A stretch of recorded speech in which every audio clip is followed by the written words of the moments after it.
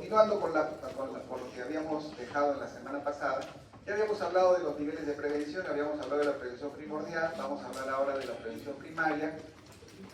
Y como dice ahí, la prevención primaria lo que trata es de limitar la presencia de la enfermedad.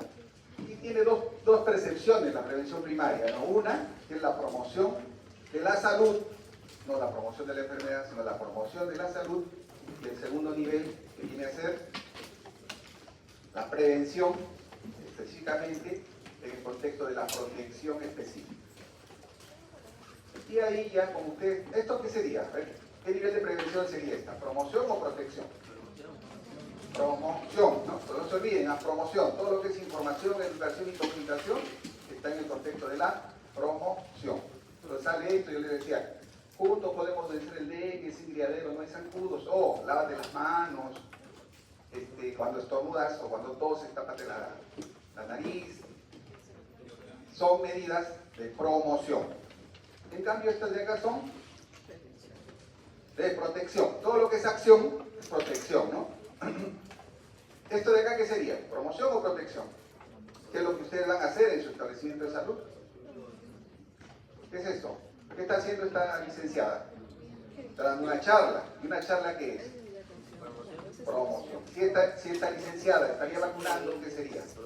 Protección. Entonces, con eso queda claro. Acá son medidas de promoción o de protección.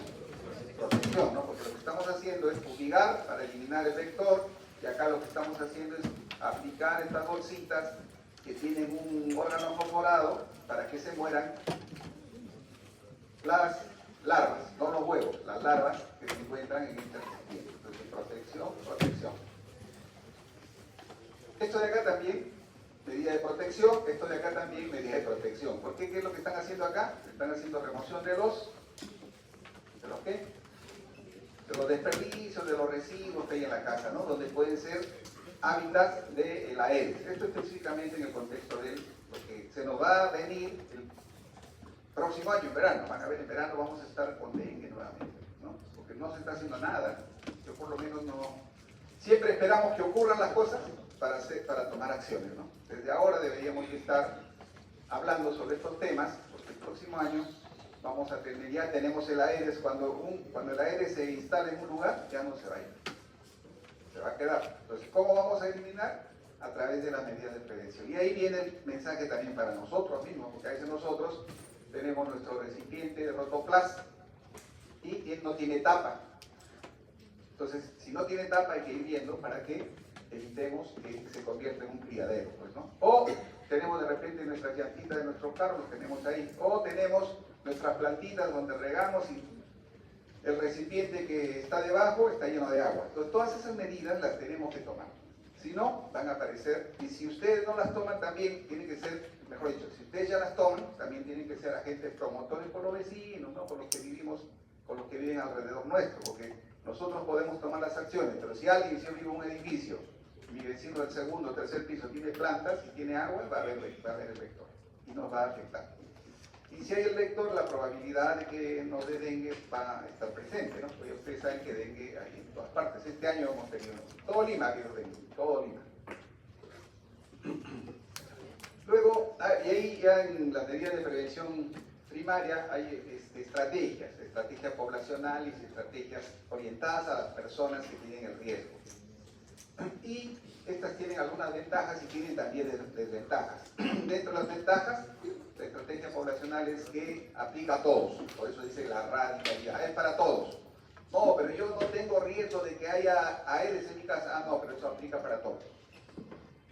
Por eso dice gran potencial para toda la población y es adecuada para los comportamientos.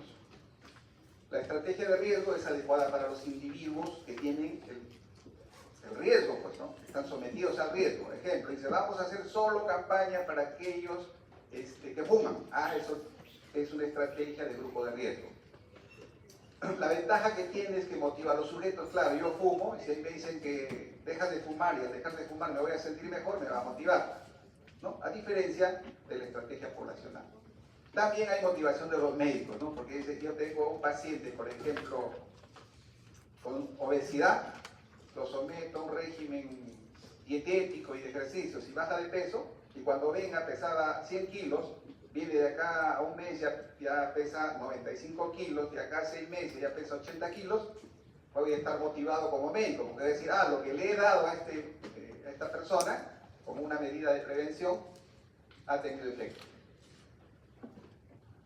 Por lo tanto, hay una relación favorable beneficio-riesgo. Pero tiene también inconvenientes. La estrategia poblacional, escaso beneficio para los individuos.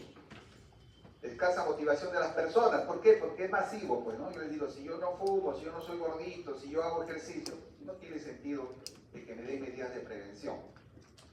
De igual manera, escasa motivación para los médicos, pues no vemos el resultado. Uno dice, oye, pero hacemos propaganda, hacemos promoción sobre esto y no tenemos ningún...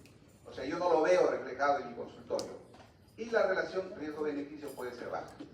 En cambio, en la estrategia de grupo de riesgo, los inconvenientes es que un poco ¿cómo identifico yo a los que tienen el riesgo? Ese es uno de los puntos. Es difícil.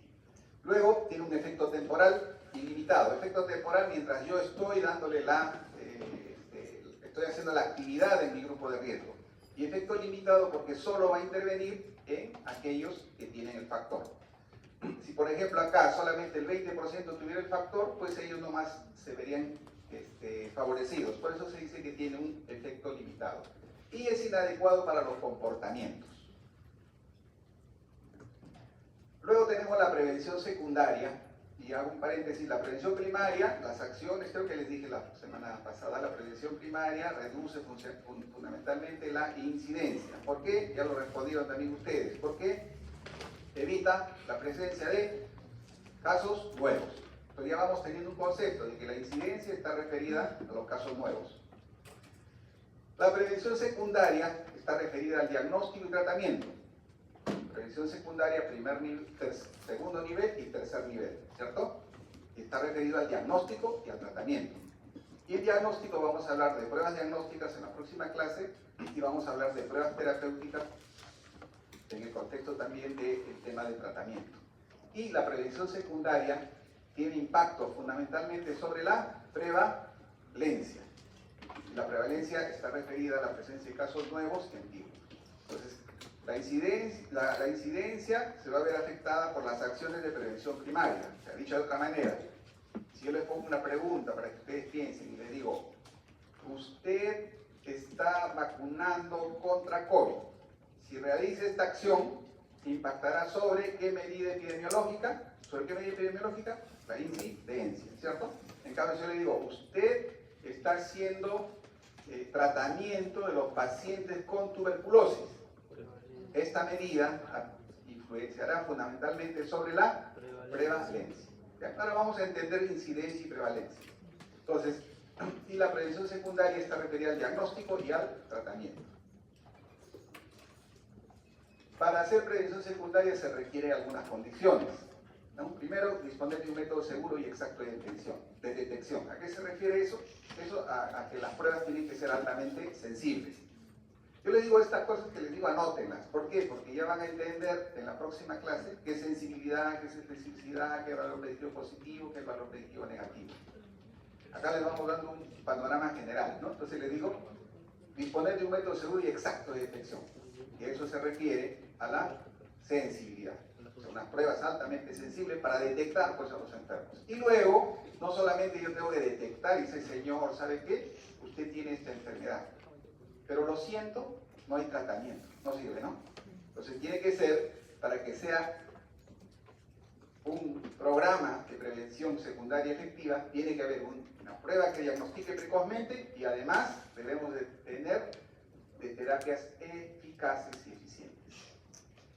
Cuando hablemos de eficacia, vamos a hablar de eficacia terapéutica, también en la próxima clase, y ahí vamos a recordar una medida epidemiológica que utilizamos para determinar eficacia terapéutica, que es el famoso NNT, número necesario a tratar.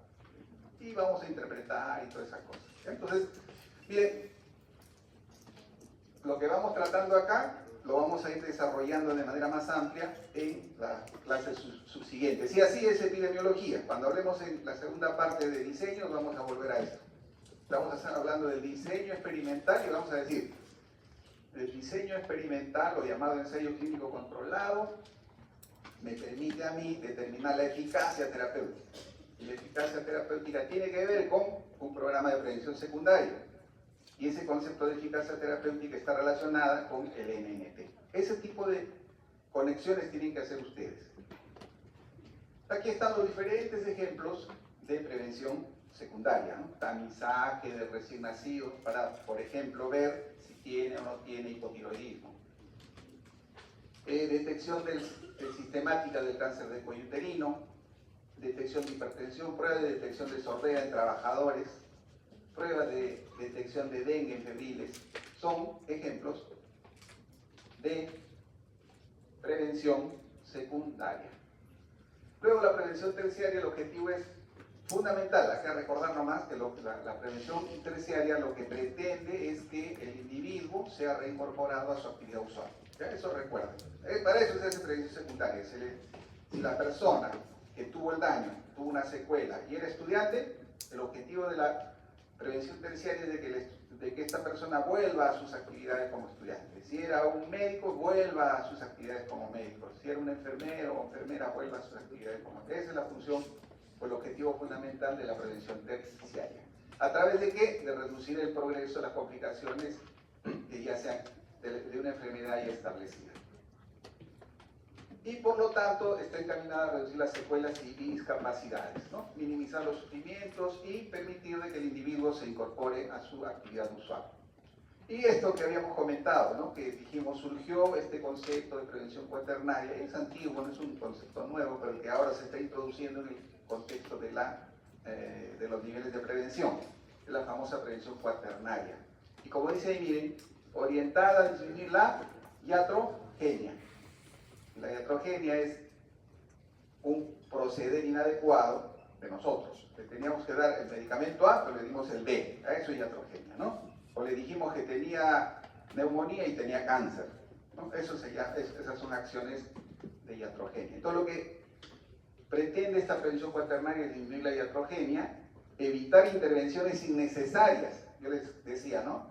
Lo que nosotros llamamos el famoso encarnizamiento terapéutico. El paciente ya no tiene posibilidades de sobrevida, pero lo intubamos, le ponemos catéter, lo ponemos en ventilación, catéter urinario, le ponemos inotrópicos, de todo, le ponemos los antibióticos, todo, y ya a los 2 días se muere. ¿Por qué? Porque ya no había posibilidad de que el paciente, pues, por su misma condición de salud, pueda recuperarse. Entonces, cuando hacemos eso también, evitar intervenciones innecesarias. Eso es lo otro que yo les decía, ¿no? Viene con un resfrío y le dice, hágase tomografía, por ejemplo. Eso también es una intervención innecesaria. Y esto va a permitir que evitemos los efectos adversos. ¿Por qué? Te dirán, pero profesor, ¿cómo que el efecto adverso una tomografía? Claro, la tomografía tiene radiación. Y cuantas más veces nos expongamos a la tomografía, más radiación vamos a tener.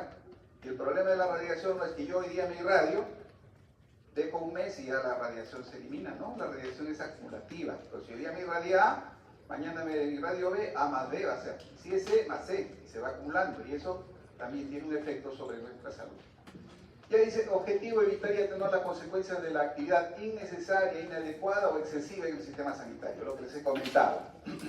Disminuir la incidencia de iatrogenia en los pacientes en estos tiempos de avance tecnológico y crecimiento de la industria farmacéutica se han constituido en un problema grave de salud pública. Miren a lo que hemos llegado, ¿no? A que aparezca este tipo de prevención cuaternaria, o este nivel de prevención llamada cuaternaria, para controlarnos a nosotros. ¿Por qué? Porque a veces hacemos un uso inadecuado de lo que hemos aprendido. Que yo entiendo, no va a ser el caso de ustedes, ¿no? Siempre les comento esto, les digo, pero a veces pues uno va al médico y, como digo, hay cosas innecesarias, ¿no? O a veces dice, vengo por dolor abdominal, está mal del apéndice, hay que sacarte el apéndice, el apéndice está normal, ¿no? Para eso está la prevención cuaternaria. Para esos excesos que a veces cometemos o algunas acciones iatrogénicas. Y este es un resumen que ya lo revisan con tranquilidad, fases de la enfermedad, la prevención primordial, lo que les decía, son los factores subyacentes, primaria, factores causales específicos, secundaria, primeros estadios de la enfermedad, terciaria, estadios avanzados de la enfermedad, y cuaternaria durante el diagnóstico y tratamiento. ¿Y en quiénes se va enfocada? Como ven ustedes, la gran mayoría está orientada a los pacientes Hay otras que se dividen, como habíamos dicho, intervención poblacional o por grupos seleccionados.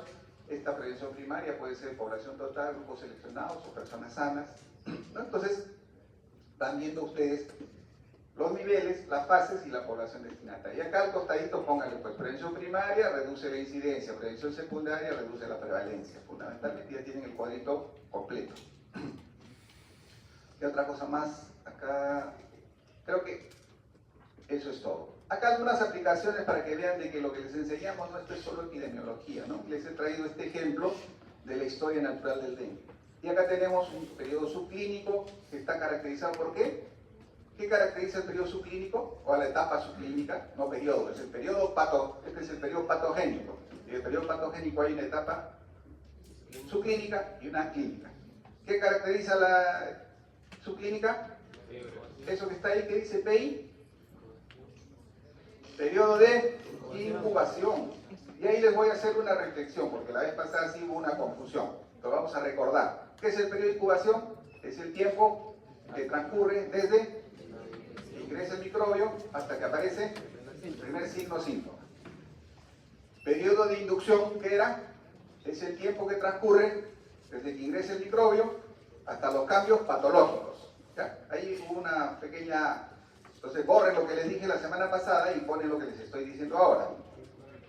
Claro, periodo de inducción es el tiempo que transcurre desde que ingresa el microbio hasta los cambios patológicos.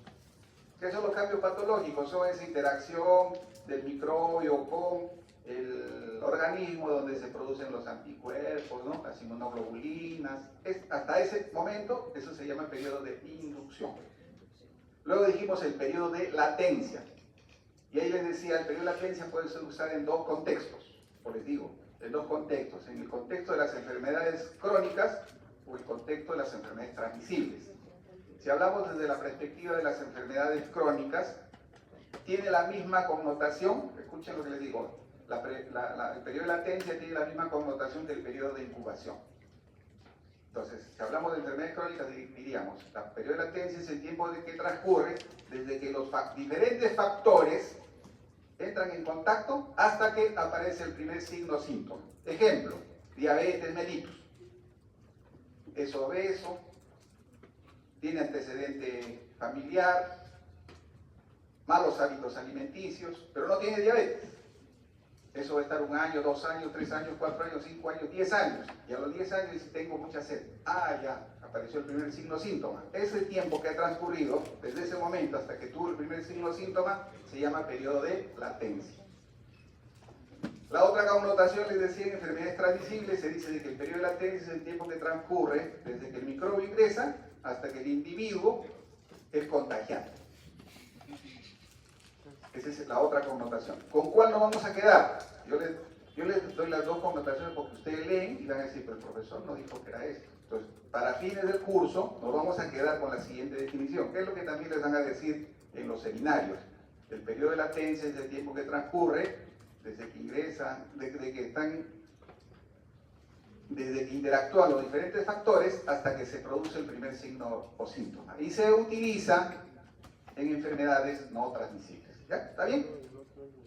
Los que les gusta leer van a ver de que hay esa otra connotación que les he dicho. Y el periodo de ventaja, no de ventana, porque cuando les pongo en el examen les pongo periodo, les pongo la definición y le digo, esto corresponde al periodo de ventana, de ventaja, y hay varios que marcan ventana, no es ventana, es ventaja. Que ya les dije, es el tiempo que transcurre desde que se hace el diagnóstico usual hasta que se hace el diagnóstico avanzado. Y les comentaba del cáncer de sede y les comentaba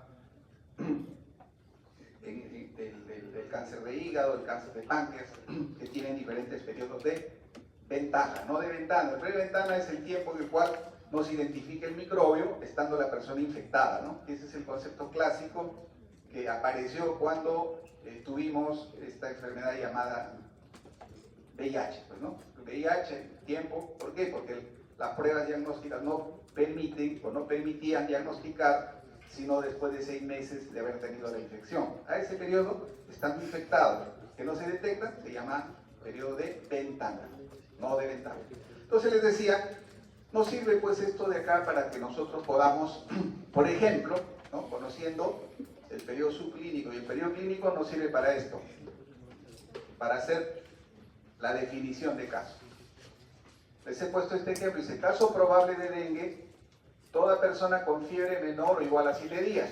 ¿Por qué? Porque el tiempo en la etapa clínica, la duración de la fiebre en el dengue es 7 días. Esa es historia natural. Por eso dice, duración de la fiebre menor o igual a 7 días. Si ustedes tienen un paciente y dice, doctor, tengo 10 días de fiebre, la probabilidad que sea dengue es remota. Ya ni piensen.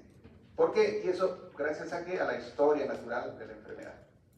En la historia natural de la enfermedad nos dice que la fiebre dura 7 días. Y el otro concepto que utilizamos para definir esto de acá, dice que reside o ha visitado áreas de transmisión de dengue o con infestación del vector Aedes 14 días antes del inicio de síntomas. ¿Por qué 14 días antes del inicio de síntomas? Porque ese es ¿qué significa 14 días de síntomas? O sea, antecedente de haber estado en un área infestada de transmisión de dengue 14 días antes del inicio de los síntomas. ¿Por qué? Periodo de incubación. ¿No? Muy bien, pues miren, para eso sirve. Por eso yo les digo, aprendan la historia natural de las enfermedades y difícilmente se van a equivocar en una aproximación diagnóstica. Y eso es lo que están haciendo. Alguien me va a decir, hay una serie de inteligencias artificiales, hay uno de diagnóstico de X y 3 ponen y les dice que les da 5 posibilidades diagnósticas de acuerdo a lo que ustedes le dan. Y eso está entrenado en base a esto, pues la historia natural lo maneja más que nosotros. 20 libros han metido a la inteligencia artificial y si le damos bien los datos, nos va a decir de qué trata. Ahora, se equivoca también, ya yo les digo, por eso nosotros y ustedes futuros médicos no vamos a estar de más, siempre vamos a estar, vamos a ser necesarios porque la máquina, como cualquiera, es una máquina, ¿no? Y a veces se equivoca. Y luego ya pues las manifestaciones clínicas, ¿no? Entonces, vengan ustedes cómo la historia natural nos sirve, por ejemplo, para hacer una definición de caso. Luego también, a través de la historia natural, podemos saber qué va a ocurrir y qué cosas debemos esperar en un paciente que tiene dengue. Hay una fase febril que dura, miren cuánto tiempo, los primeros 3 días hasta los 6 días.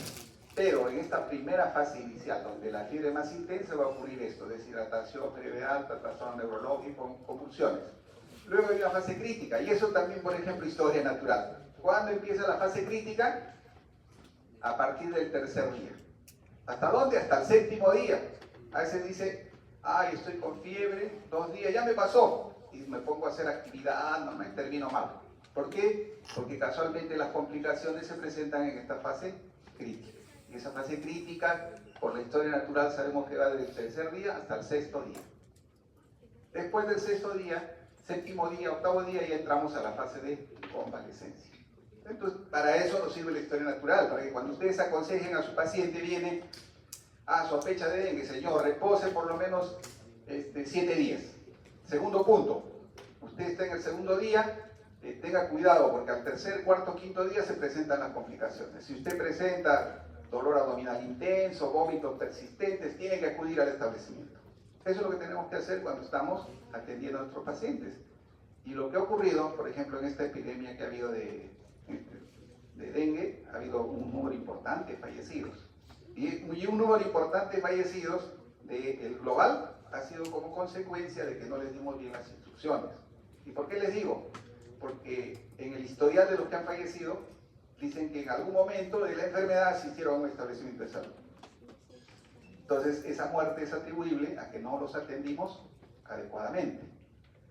Si el paciente llega tardíamente, ahí sí, pues ya es atribuible a que llegó en mala condición. Pero si un paciente vino a la consulta, yo lo atendí, no le di las instrucciones, y después llega grave y se muere, eso quiere decir que no lo atendí adecuadamente. Y eso es lo que ha ocurrido en muchos casos. Luego también la historia natural nos sirve para esto, que a veces se equivocan. Ahí salió borroso. Pero bueno, el tema del tiempo de enfermedad. Y eso tiene que ver con la historia natural también, con el tema de la viremia. Ahí ustedes están viendo que la viremia dura más o menos 5 días. Por eso que cuando ustedes quieran identificar el microbio en la persona, tienen que pedirle estas pruebas llamadas ELISA, antígeno NS1 o RT-PCR. ¿Para qué? Para identificar al virus.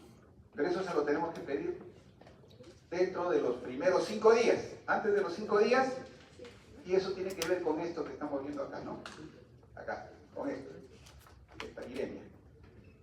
Y después ya va a comenzar a incrementarse las inmunoglobulinas. Primero la M y después la G. Después de los 5 días le vamos a pedir el ISA IgM para D. Esto es importante que recuerden, porque a veces también el médico está en el 7º día y le pide PCR porque es más preciso y le sale negativo y dice no tiene dengue, pese a que tiene toda la sintomatología. Y le sale negativo porque lo que tenía que haberle pedido es una ELISA para IgM. O lo inverso, tiene 2 días y dice vamos a pedirle ELISA IgM y le sale negativo. Ahí debió haberle pedido PCR o ELISA para la identificación del antígeno NS1. Todo esto es historia natural, como ven. Entonces, epidemiología es decir, ¿para qué estudiamos epidemiología?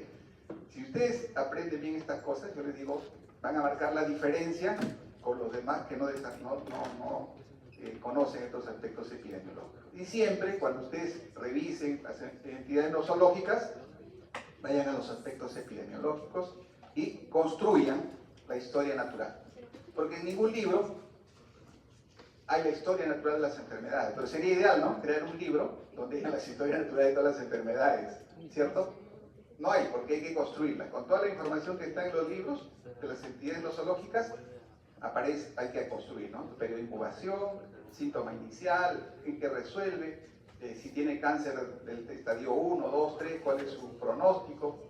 Si saben eso, van a poder incluso pues, dar información adecuada a los pacientes y a los familiares. Listo.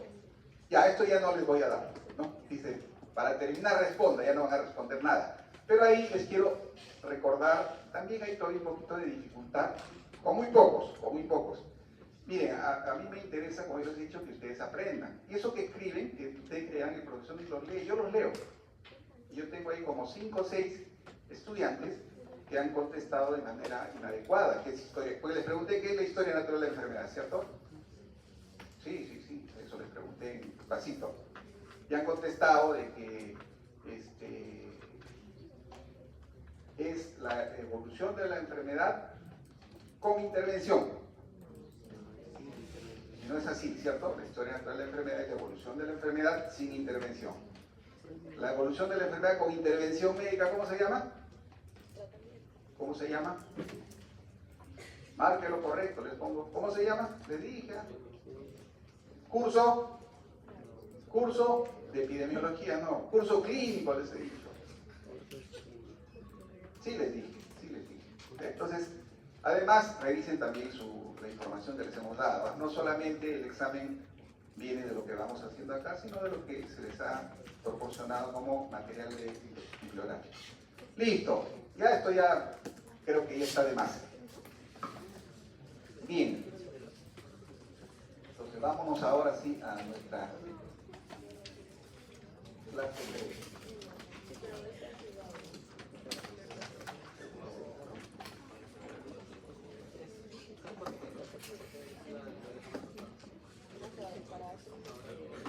Entonces ahora vamos a hablar, ya ahora, miren, hemos hecho todo lo que es el devenir histórico, ya creo que están aburridos ustedes, en pura lectura por el profesor, ¿no? Y ahora vamos a empezar con los cálculos y sobre todo, más que los cálculos, la interpretación de la información. ¿Verdad? Porque los cálculos son sencillos, por eso yo les digo, para el examen no necesitan computadora, calculadora completa, una calculadora de sumar, restar, dividir y suficiente. Entonces hoy vamos a hablar de mediciones, vamos a hablar de algunos aspectos generales, vamos a definir qué es una variable que entiendo ya ustedes saben, vamos a clasificar las variables, vamos a hablar de las características de las mediciones, vamos a hacer la definición operacional y terminar con la parte fuerte que son indicadores de morbilidad y mortalidad. Entonces, acá como dice, ya ustedes han revisado, ¿quién es el padre de la epidemiología moderna? ¿Quién? No, ¿quién dijo? No, Lynn no es. ¿Quién es? Se los he dicho. Yo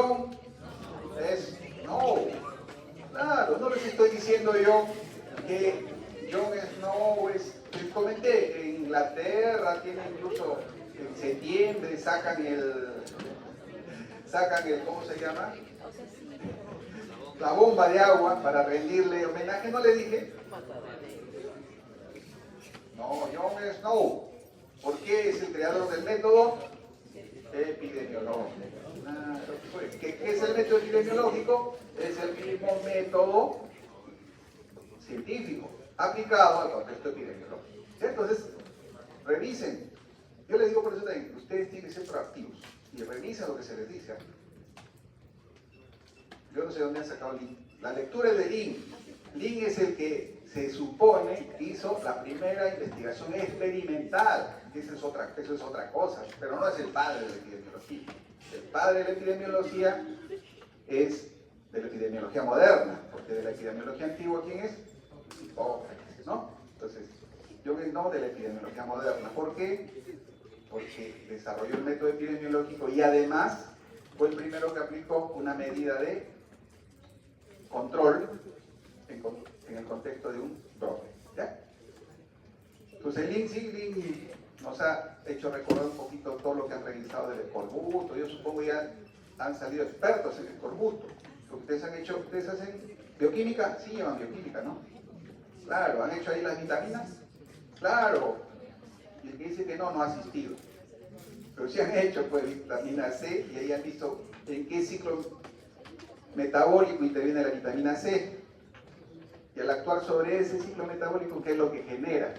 Eso se va a expresar luego, si hay deficiencia de eso, en que no se produzca. ¿Qué cosas no se producen? Colágeno, pues, ¿no? Y si no hay colágeno, por eso va a haber el sangrado y todas esas manifestaciones que les han mencionado. Por eso les digo, epidemiología tiene mucho que ver con lo que ustedes a veces, mejor dicho, tiene que ver bastante con la parte médica que ustedes desarrollan, sino que ustedes le dan una mirada así y se olvidan. Entonces les decía, ¿y por qué viene ese comentario? Por este concepto de la observación. La observación es clave en todo proceso de investigación. Por lo tanto, esa observación es base de la medición, ¿no? A partir de la observación hacemos la medición, aplicamos la metodología científica y en ese contexto, lo que concierne a nuestro curso que estamos llevando, la epidemiología. Pero todo inicia, mejor dicho, con la observación. ¿Y cómo definimos? Dice acá, la medición puede definirse como la asignación de números a objetos y eventos de acuerdo con ciertas reglas. La manera como se asignan esos números determina el tipo de escala de medición. Y ya vamos a ver las escalas de medición. ¿Cuál es la tarea fundamental en investigación epidemiológica? Es cuantificar la ocurrencia de los fenómenos patológicos. Es decir, medir. Pero no solo medir, sino luego analizar, interpretar, concluir. Hay una serie de etapas de la observación. Primero clasificamos los sujetos según la presencia del atributo. ¿Tiene o no tiene el atributo? Luego cuantificamos la intensidad de ese atributo. El atributo sexo, masculino o femenino, cuantificamos la intensidad. ¿Qué número o qué proporción son hombres? ¿Qué número o qué proporción son mujeres? ¿O cuál es la razón hombre-mujer? Y luego hacemos la medición de la intensidad del atributo.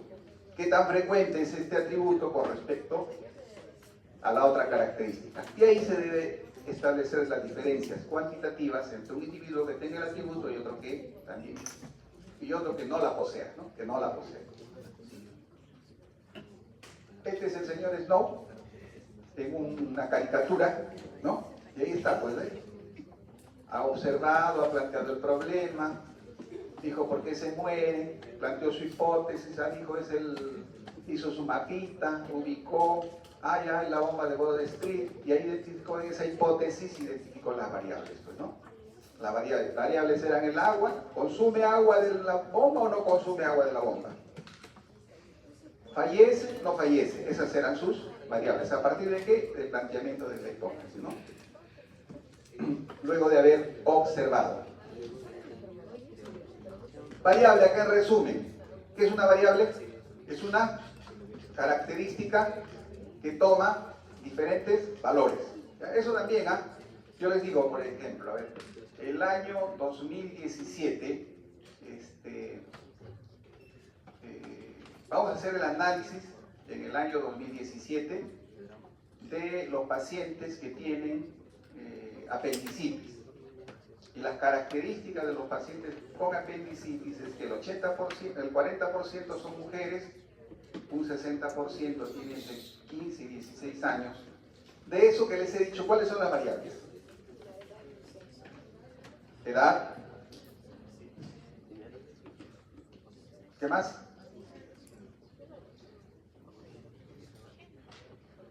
¿Apendicitis será variable? No. ¿Qué dicen? Acá dicen que no. ¿Ustedes qué dicen? Que no. ¿Por qué? Porque no estamos estudiando. Variable que es, dijimos, es una característica que toma diferentes valores. Y apendicitis solamente toma un valor, ¿cierto? Si hubiese dicho entre los que tienen y no tienen apendicitis, ahí sí, apendicitis sería variable. ¿Está bien? Eso también tengan en cuenta, porque a veces ustedes plantean su hipótesis y no hay, la variable, identifican una variable que no está. Entonces, en resumen, variable es una característica que toma diferentes valores. Si no toma diferentes valores, no es variable. ¿Cómo lo clasificamos? Por la ubicación de las variables epidemiológicas. Y ahí acuérdense, cuando hablamos de la ubicación, por la ubicación, triada epidemiológica. Tiempo, espacio, persona. Nuevamente le reiteramos, tiempo, espacio y persona es la triada epidemiológica. ¿Por qué? Porque en algunos libros aparece que esa es la triada ecológica. ¿Ya? Yo les digo triada epidemiológica. Luego, por su naturaleza, ¿cómo se clasifican? Pueden cualitativas y cuantitativas, ¿no? O sea, las cualitativas pueden ser no, pueden ser ¿qué? Dicotómicas o politómicas. Y las cuantitativas, continuas o discretas, ¿cierto? Continuas o discretas. Eso lo han hecho en estadística. Una variable continua, ¿cuál sería? ¿Perdón? No, una variable continua. O sea, no se confundan también ahí. Estamos diciendo, por su naturaleza, las variables se clasifican en cuantitativas y cualitativas. Las cualitativas pueden ser dicotómicas o politómicas. Y las cuantitativas pueden ser continuas o discretas. Entonces, una variable cuantitativa continua, un ejemplo, hemoglobina, casi todo lo que está en la parte biológica nuestra es casi todas, ¿no? Hemoglobina, peso, talla, edad. En cambio dije temperatura, sí, cuantitativa. Si hablamos por su naturaleza, ya vamos a ver después los ejemplos, cuando hablemos por la escala de medición. Son dos conceptos diferentes, por su naturaleza y por la escala de medición. Y discreta, ¿cuál sería? Cuantitativa discreta.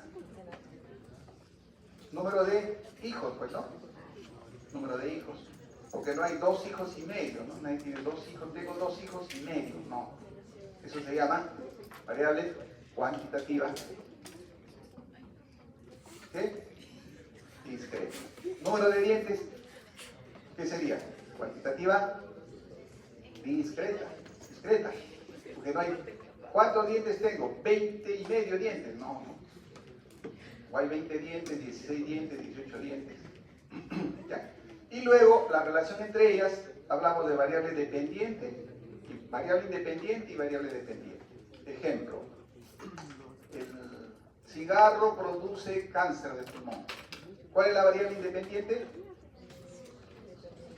El cigarro, el humo del tabaco, ¿no? Y la variable dependiente, el cáncer.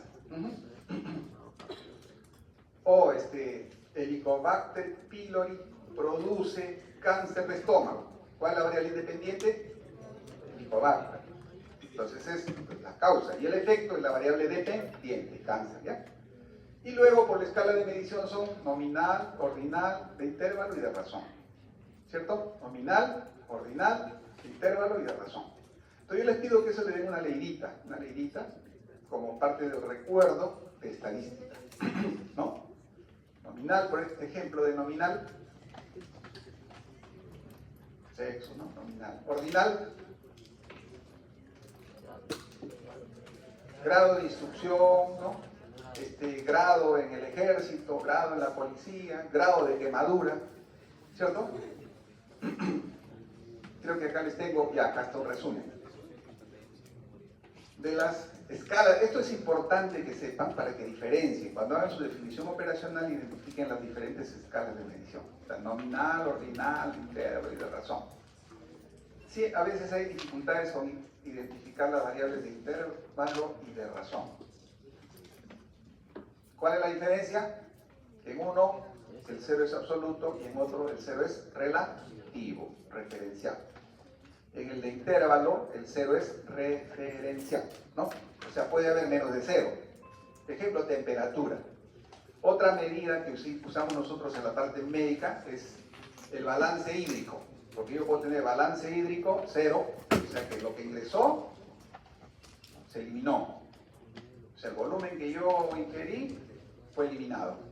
Balance hídrico positivo. Yo tomé 1 litro y solo eliminé medio litro. Se quedó medio litro. Balance positivo. O balance negativo, menos de cero, ¿no? O sea, ingresó 1 litro y eliminó 1,5 litros. Entonces, el balance hídrico también es una medición clasificada desde el punto de vista de la escala como de intervalo. Y luego tenemos el de razón, donde el cero es absoluto. Y ahí están todas las mediciones que hacemos en la parte biológica. ¿Ya? Entonces, ven que se pueden, a veces hay confusión. Yo les pregunto, ¿es por la escala de medición? O les digo, por la naturaleza, y se equivocan. No se confundan por la naturaleza o y con lo de la escala de medición, que es lo que más vamos a utilizar, y está referida a esta, nominal, ordinal. ¿Y por qué es importante que identifiquemos la escala de medición? Por esto de acá. Porque de acuerdo a ello vamos a poder, si es una escala nominal, solo vamos a poder, desde el punto de vista estadístico, identificar la igualdad o la diferencia. Cuando es ordinal, igualdad, diferencia, mayor, menor. Y si es numérica, vamos a poder hacer todas esas comparaciones. Si es igual, si es mayor, es menor, es diferente, es más, es menos, el promedio, la desviación estándar, la varianza. Todo lo que ustedes conocen ya desde el punto de vista estadístico. ¿Ya? Entonces, por eso es importante. Entonces, cuando ustedes tengan una, por ejemplo, nominal, si su variable es nominal, no van a poder sacar promedio. Ellos quieren sacar el promedio. No, solamente vamos a poder decir si son iguales, o sea, el número de hombres versus el número de mujeres es igual o es diferente. No voy a poder sacar el promedio, ¿no? Pero si yo tomo las edades de los hombres y las edades de las mujeres, sí voy a poder calcular el promedio, voy a poder calcular la desviación estándar, voy a poder calcular la varianza. Acá otro elemento a tener en cuenta, las características de las mediciones. La validez y repetibilidad, el error y sesgo y la precisión y la imprecisión.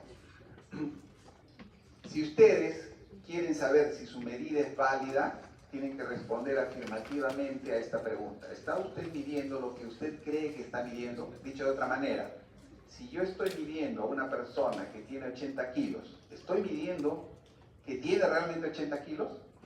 Si estoy logrando eso, quiere decir que mi medida es válida. Y eso dice, no, si la medición que realizamos mide realmente y con la mayor excepción posible es lo que se quiere medir. Yo estoy midiendo a la talla y a la persona que le estoy midiendo tiene 1,50 y estoy midiendo 1,50, esa mi medición es válida. La repetibilidad, dice, los mismos métodos usados por diferentes investigadores y o en diferentes momentos de tiempo producirán los mismos resultados. Dicho de otra manera, si el radiólogo A evalúa una placa o 10 placas y el radiólogo B revisa las mismas placas y obtiene los mismos resultados, a eso quiere decir que hay repetibilidad. O dicho o de otra manera, el radiólogo A evalúa 10 placas y luego de un tiempo le digo al radiólogo A que vuelva a revisar las placas. Si coincide, quiere decir que hay repetibilidad. A eso se llama repetibilidad. Y ahí está. Y acá lo que tenemos que recordar es esto de acá. Esto han hecho ustedes, ¿cierto? ¿O no? ¿Se acuerdan del índice kappa? Eso deben haber hecho en estadística. Ahí dice, el radiólogo A revisó 20 placas y acertó en 8. El radiólogo B acertó en 6. ¿Hay concordancia o no hay concordancia? ¿Hay repetibilidad o no hay repetibilidad? Entonces para eso tenemos que usar el coeficiente de correlación intraclase o el índice de capa. Y eso se hace en estadística. Entonces, para fines de recordar nomás, la repetibilidad se determina que una medición es repetible. ¿Cómo evidencio que una medición es repetible? ¿Sí? El coeficiente de correlación intraclase o el índice de capa me indican esa situación, ¿no? Y el punto de corte, el punto es 1, pues va a ser, ¿no? Cuanto más se acerque a 1, quiere decir que son más similares, pues, ¿no? Cuanto más se aleje de 1, quiere decir que hay discordancia. Entonces, la repetibilidad está referido a que una persona concuerda con otra cuando evalúa o cuando mide una determinada característica. Y acá tenemos el concepto de exactitud y el concepto de precisión. Yo lo que les decía, la exactitud es medir lo que yo quiero medir. Y esto se refleja acá. Dice, medir lo que yo quiero medir. Entonces, yo quiero disparar al centro. Exactitud alta. Además, estos puntitos que ven ustedes están uno cerca de otro. Por eso se dice que tiene alta exactitud y alta precisión. Acá tiene exactitud. Quiero medir el centro, pero estoy midiendo fuera del centro. Eso quiere decir que hay una exactitud baja. Pero la precisión es alta, porque los puntitos están cerca uno del otro, ¿cierto? Acá tenemos exactitud alta, estoy alrededor de lo que quiero medir, pero la precisión es baja. ¿Por qué? Porque los puntos están muy separados. O sea, si esto era 80, entonces he medido 79.795, 79.5, 79.5, pero ya acá 60, 60, 60. Ya, entonces quiere decir que la precisión es inadecuada, la exactitud es alta. Acá la exactitud baja, porque no he medido lo que quiero medir, y además la precisión, es decir, la distancia entre valor y valor es muy amplia. Precisión baja. Entonces, con eso entendemos el concepto de exactitud y el concepto de precisión. Y este es el otro concepto que deben de recordar: error y sesgo. Resumen. ¿Qué es el sesgo? Así pongan. Sesgo es el error sistemático.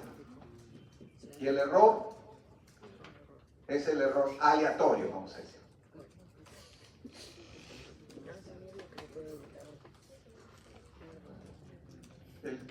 Les voy a poner un ejemplo, ¿no? Dice, siempre les pongo este ejemplo también.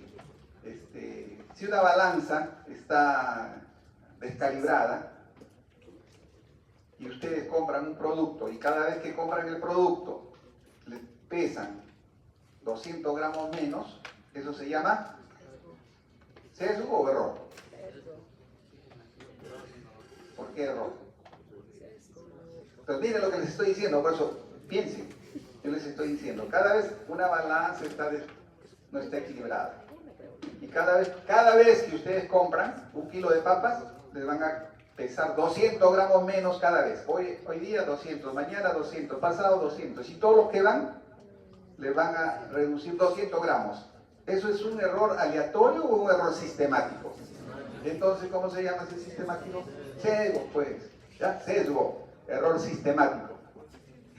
O lo que existía en mi época, ya como yo le digo a ustedes, ya no han vivido eso, pero ustedes son de la computadora, ¿no? En mi época, habían las ferias y ibas a disparar con esas escopetitas de aire.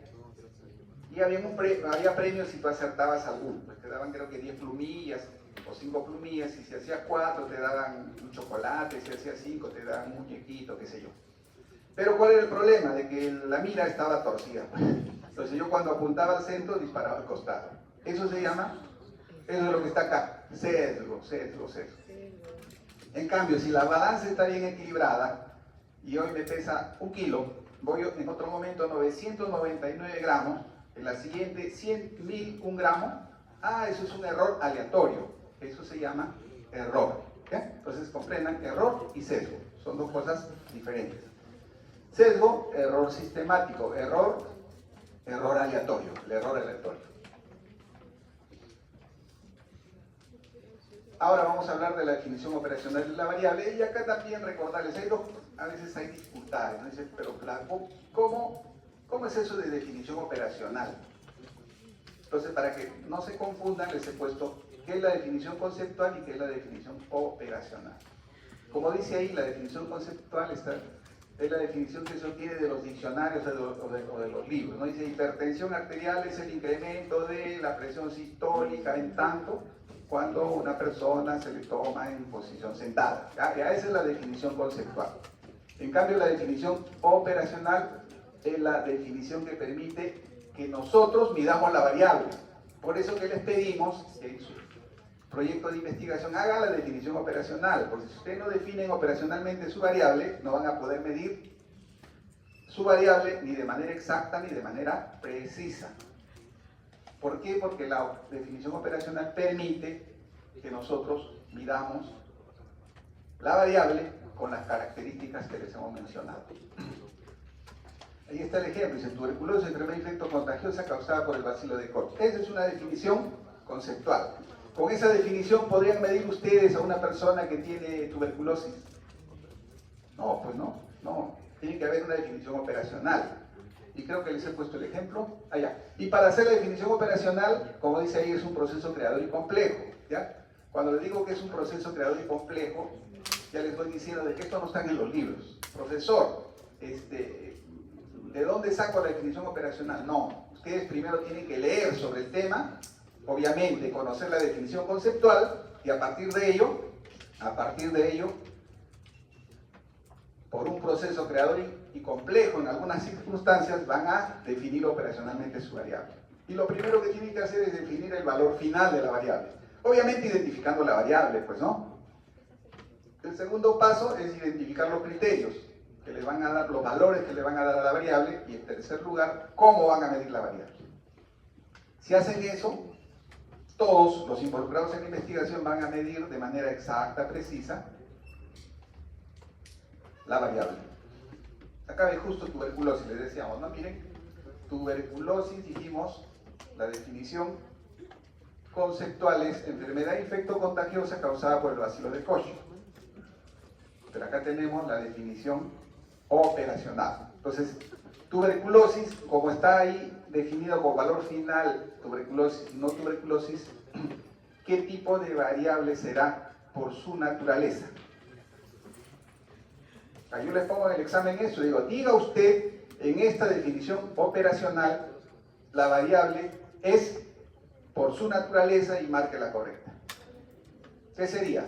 Entonces, por eso les digo, cuando les ponemos ese tipo de preguntas para que ustedes piensen, tienen que recordar su teoría. Dice, el profesor dijo que las variables se clasifican por su naturaleza, tal. ¿Esto qué es? Pero si no se recuerdan la parte teórica, no van a poder responder. Entonces, por su naturaleza, ¿cómo clasificamos las variables? En quali y quanti, nada más, ¿no? ¿Y esta qué sería? ¿Quali o quanti? Cualitativa, es una cualidad, ¿no? ¿Cierto? ¿Dicotómica o politómica? Dicotómica, ¿no? Hay dos posibilidades, ¿no? Perfecto. Yo ya les voy preparando para el examen, para las preguntas de mediana complejidad para que piensen, ¿no? Así les vamos a preguntar el examen, porque lo que queremos es comprobar si han aprendido o no. Entonces le decíamos, valor final, tuberculosis, no tuberculosis. Ahí por la escala de medición, ¿qué sería? Por la escala de medición hemos clasificado en 4, ¿no? Nominal, ordinal, de intervalo y de razón, ¿cierto? Esta sería nominal, pues no, nominal. ¿Qué criterio vamos a usar? Segundo paso. El que tiene tuberculosis, y en un estudio de esputo le sale BK positivo y no va a tener tuberculosis si el BK es negativo. ¿Cómo voy a proceder para obtener este resultado positivo o negativo? Bueno, vamos a hacer un examen seriado de esputo y ya se pone todo lo que concierne, no se hará una tinción de tal cosa, etcétera, etcétera. Esa es la definición operacional de la variable. Ahora dice, pero profesor, yo no quiero hacer esa definición operacional. Pues no, yo voy a hacer así, tuberculosis y no tuberculosis. Criterio, radiografía informada como tuberculosis, radiografía negativa. También definición operacional. Eso depende de lo que hayan ustedes estudiado, de lo que consideren qué criterios vamos a utilizar para que nuestra medición sea lo más precisa posible. ¿Ya? Entonces, Eso es lo que tienen que hacer. Y yo les recomiendo, cuando hacen su proyecto de investigación, identifiquen las variables principales de su proyecto y definan esas de manera precisa, porque las demás, edad, sexo, es así, todo el mundo la define y no es difícil de hacer la definición. Acá tenemos otro ejemplo, dice estado nutricional. ¿Qué tipo de variable sería por su naturaleza? Igual que el anterior, ¿cierto? Y por su escala, ordinal, pues, ¿no? Ordinal, bajo peso, normal, sobrepeso, hay un orden. Entonces hemos dicho valor final, hemos dicho que vamos a identificar como bajo peso, normal, sobrepeso, obesidad, y el criterio que vamos a usar es el índice de masa corporal. Si tiene menos de 18 kilogramos por metro cuadrado es bajo peso, si tiene menos de 25 y más de 18 normal, si tiene menos de 30 pero más de 25 sobrepeso, si tiene 30 o más obesidad. Y luego decimos procedimiento. Se realizará la medición del peso con una balanza calibrada a las 8 de la mañana, con la menor ropa posible. Eso es lo que tenemos que considerar en la definición operacional. Si tenemos eso, todos van a usar los mismos criterios y todos van a medir de la misma manera y consecuentemente su variable va a tener validez, pues no va a ser válida, va a ser exacta, va a ser precisa. Ahí está la utilidad de la definición operacional de la variable. Esto lo hemos visto también en la primera clase, por eso les digo yo, lo repito. Y hay dos cosas a considerar para que su estudio tenga valor. Tienen que tener en cuenta dos consideraciones: la calidad del dato y la calidad del estudio. La calidad del dato está referido a esto que hemos visto, miren, exactitud, precisión, confiabilidad. Exactitud, precisión, confiabilidad. Ya dijimos, exactitud es sinónimo de validez, dijimos, ¿no? Exactitud, sinónimo de validez. Precisión y confiabilidad. Y la calidad del estudio, o la validez del estudio y la precisión del estudio.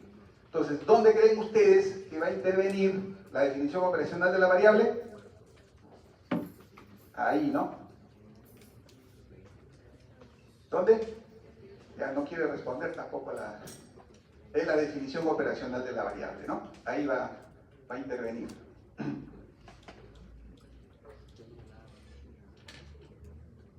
Ahí va a intervenir.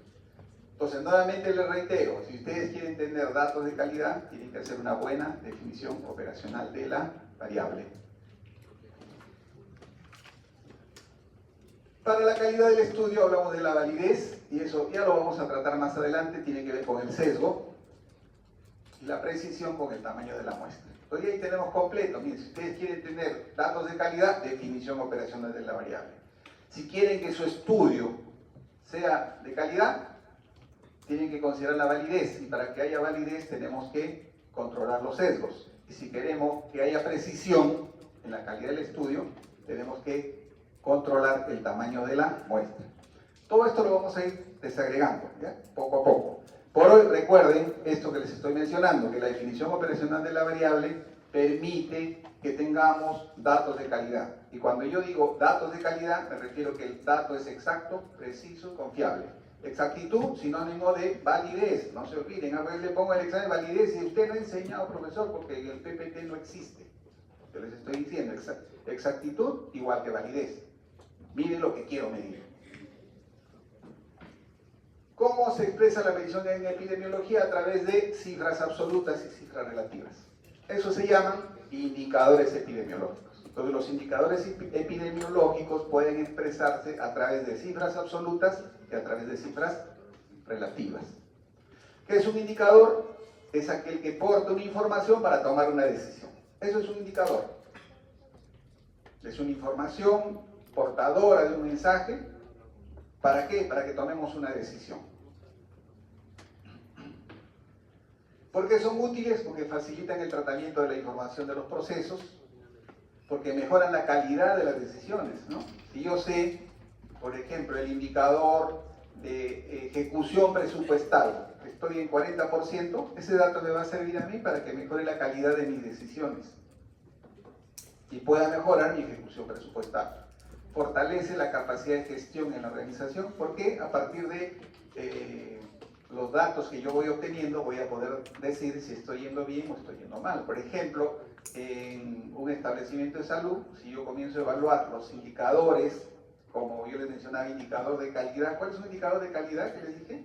Cuando hablamos de evaluación de los servicios de salud, que es un uso de la epidemiología, ¿se acuerdan? Y ahí les dije, hay indicadores de calidad y hay indicadores de eficacia, les dije, ¿no? Y dentro de los indicadores de calidad les mencioné dos. ¿Cuáles eran? La mortalidad hospitalaria y la tasa de infecciones asociadas a la atención de salud, ¿recuerdan? Entonces, si yo quiero fortalecer la capacidad de gestión, veré cómo estoy con mis indicadores de calidad. De acuerdo a ello, teniendo los datos, teniendo los indicadores, tomaré una decisión para que estos indicadores mejoren si están malos, pues, ¿no? Por lo tanto, los indicadores nos permiten intervenir, primero, ver cómo estamos, ya lo que les decía, estoy mal. Al ver que estoy mal, lo que voy a hacer es, ¿qué voy a hacer? ¿Qué acciones voy a tomar? Luego de definir qué acciones voy a tomar, voy a intervenir. Y luego de intervenir, nuevamente la epidemiología me va a servir para decir si lo que he hecho está bien y cómo se han comportado los indicadores. De acuerdo a ello, volveré a decir, ¿y cómo estoy ahora? Estoy mejor, pues continuemos. No, estoy peor, modifiquemos la estrategia. ¿O qué ha fallado la estrategia? Para eso nos sirven los indicadores epidemiológicos. Y esto también recuerden, hay diferentes clasificaciones, y yo les voy mostrando diferentes perspectivas, ¿no? En este caso estamos haciendo la clasificación de los indicadores teniendo en cuenta el nivel de investigación. Y esto les va a servir, pues, ¿no? ¿Para qué? Para cuando sea, mi nivel de investigación es descriptiva, mi nivel de investigación es analítica o etiológica, o mi nivel de investigación es de intervención. Dependiendo del nivel de investigación que hagan, ustedes van a usar los indicadores. Si solamente es descriptivo, van a usar estas medidas de frecuencia. Frecuencia absoluta y frecuencias relativas de morbilidad y mortalidad. Morbilidad, incidencia, prevalencia. Y una variante que va a aparecer ahí en morbilidad que se llama tasa de ataque. Y en medidas de mortalidad, vamos a hablar de mortalidad bruta, mortalidad específica, fundamentalmente. Y cuando yo quiero saber mi nivel de investigación etiológica, esto también anoten ahí. Descriptivo es, ¿cómo es descriptivo? ¿A qué pregunta responde? ¿Quién? ¿Cuándo? ¿Y dónde? ¿Cierto? ¿Cierto? Ya. Y si quiero etiológico, ¿qué preguntaré? Lo que preguntan los niñitos. ¿Qué les preguntan sus hermanitos chiquitos, sus sobrinos? ¿Por qué, no? Tío, ¿por qué? ¿Por qué? Todo es por qué. Cuando ustedes dicen, ¿por qué está ocurriendo esto? El nivel de investigación es etiológica o analítica, también le pueden decir, ¿ya? Ahora ustedes se preguntan,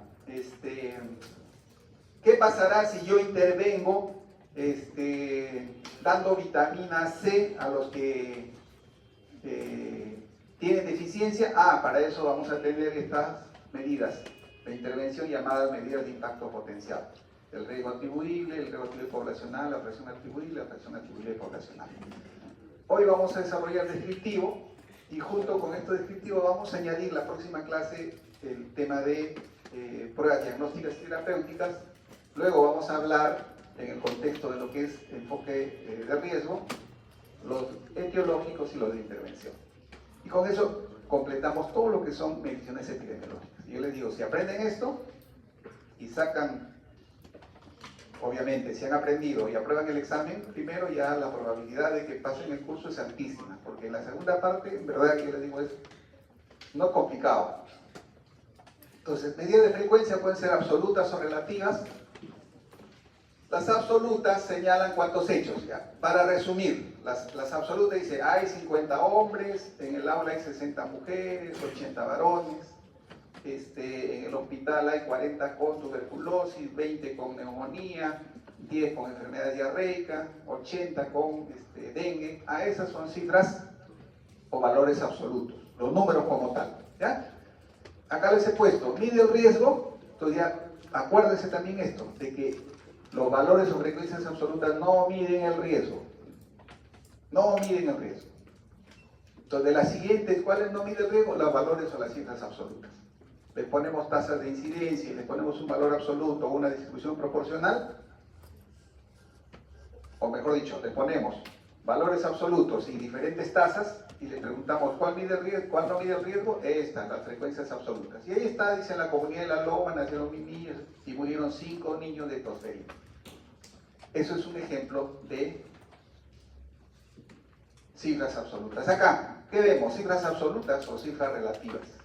Entonces, cifras absolutas, pues eso, mire, dice infección respiratoria aguda 13.020, neumonía 59.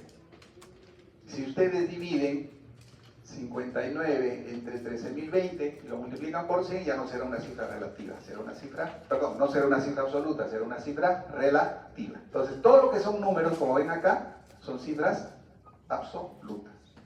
Y lo que estamos comparando acá es qué ha ocurrido el 2022, 2023 y 2024 con la infección respiratoria aguda y la neumonía. Entonces, el 2023 fue más complicado que el 2024, pues, ¿no? Después que salimos de la pandemia, sí, se complicó.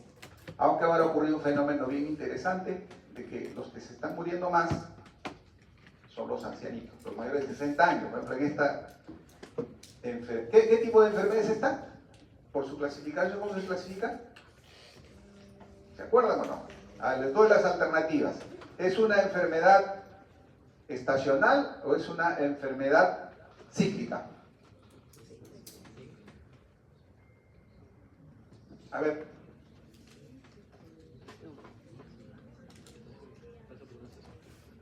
Revisen. Entonces tienen que recordar que es una enfermedad estacional, que es aquella que aumenta con la estación, pues. ¿Qué estación estamos ahora? Eso es lo que está ocurriendo, pues. Si ustedes ven acá las semanas, estas son las semanas epidemiológicas 15, 16 hasta la 33, 34, 35. 35 ya vamos a estar más o menos en septiembre, ¿no? Pero ya por eso que están un poquito bajando también los casos. Pero esta es una enfermedad estacional. Recuerden, dice, pero profesor, está complicado, ¿yo cómo voy a saber qué semanas epidemiológicas, que cuándo empieza el verano, no? Puede venir el argumento, pero ¿saben qué les debe guiar? ¿Qué enfermedad es, pues?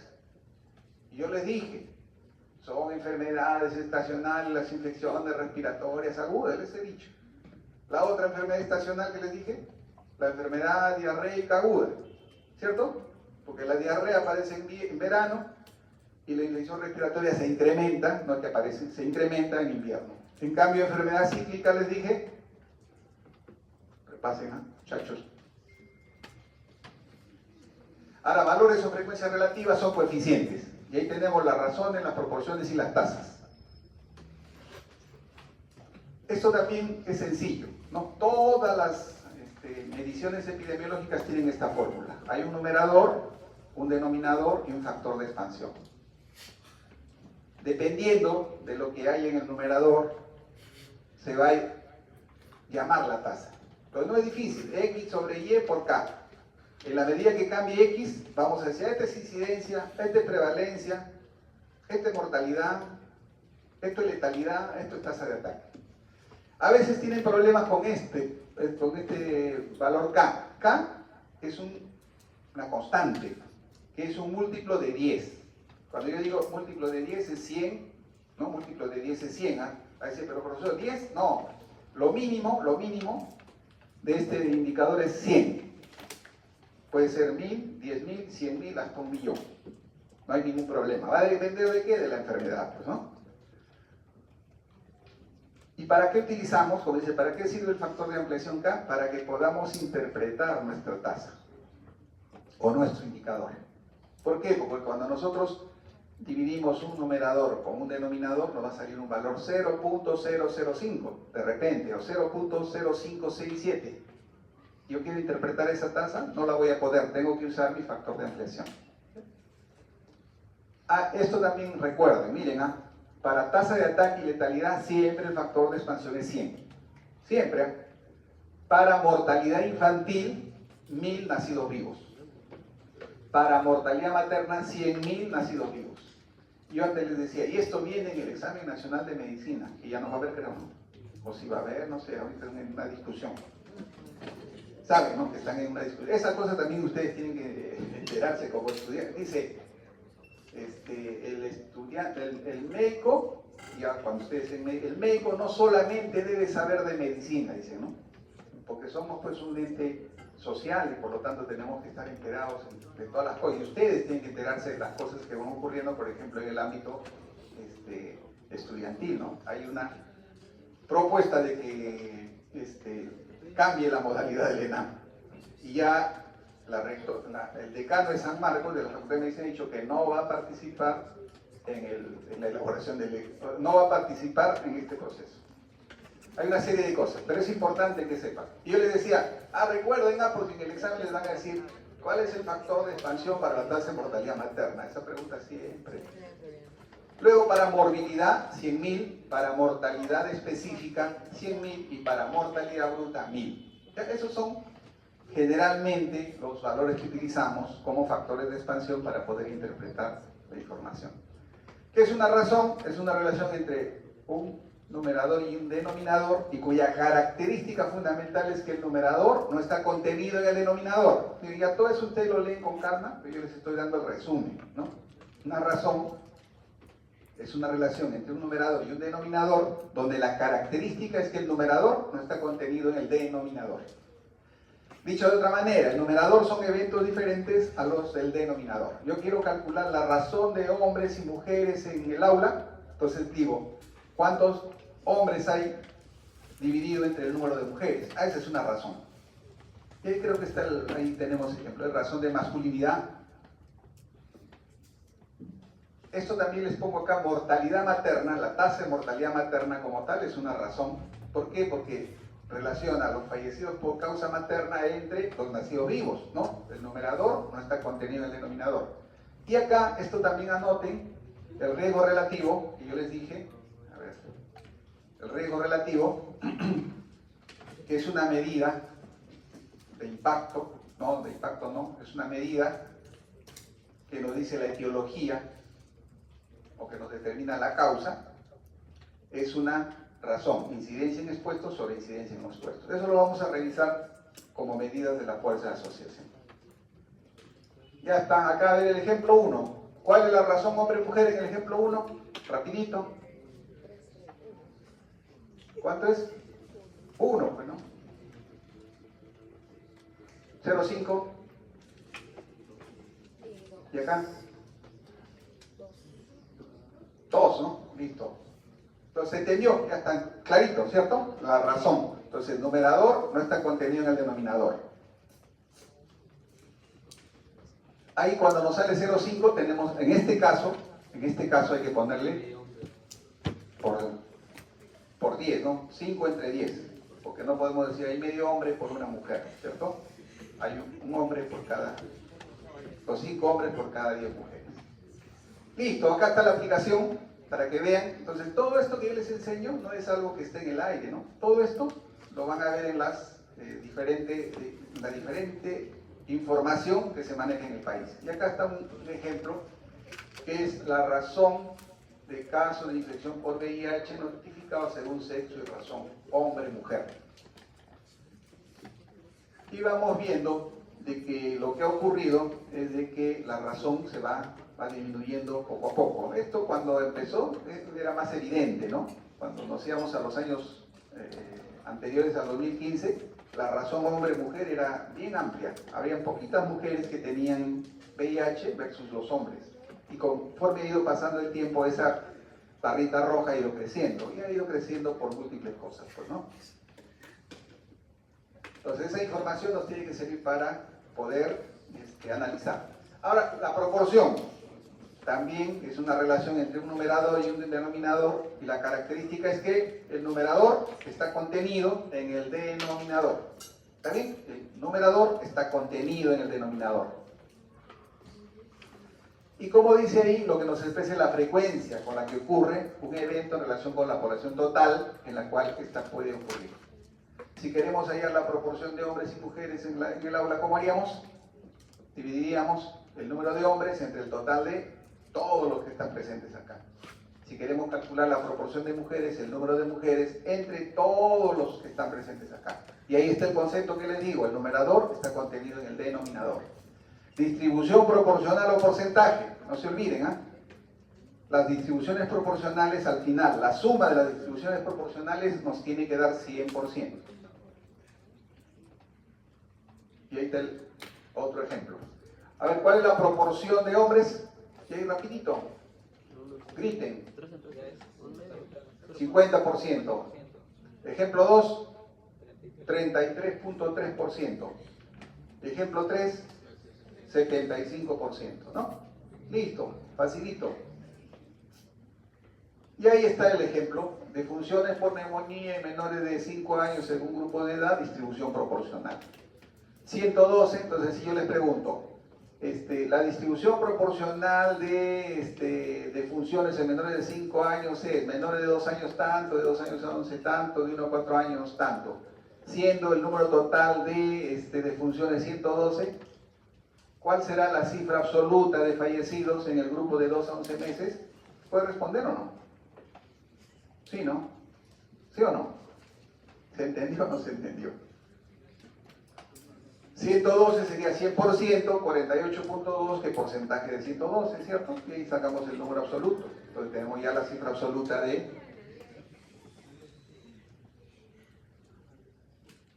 Y ahora vamos a las tasas. Acá lo mismo lo que les decía, numerador, X, Y, K, lo mismo. Y acá tenemos lo que sí, las tasas deben de tener algunas consideraciones.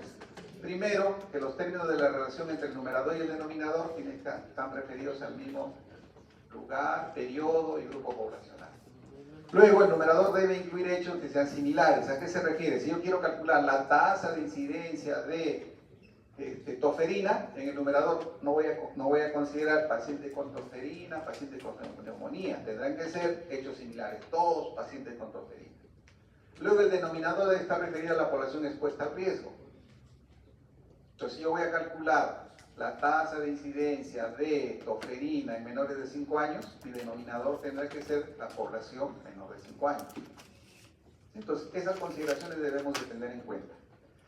Cuando hablamos de tasas, hablamos de la tasa de incidencia acumulada, la TIA, y la densidad de incidencia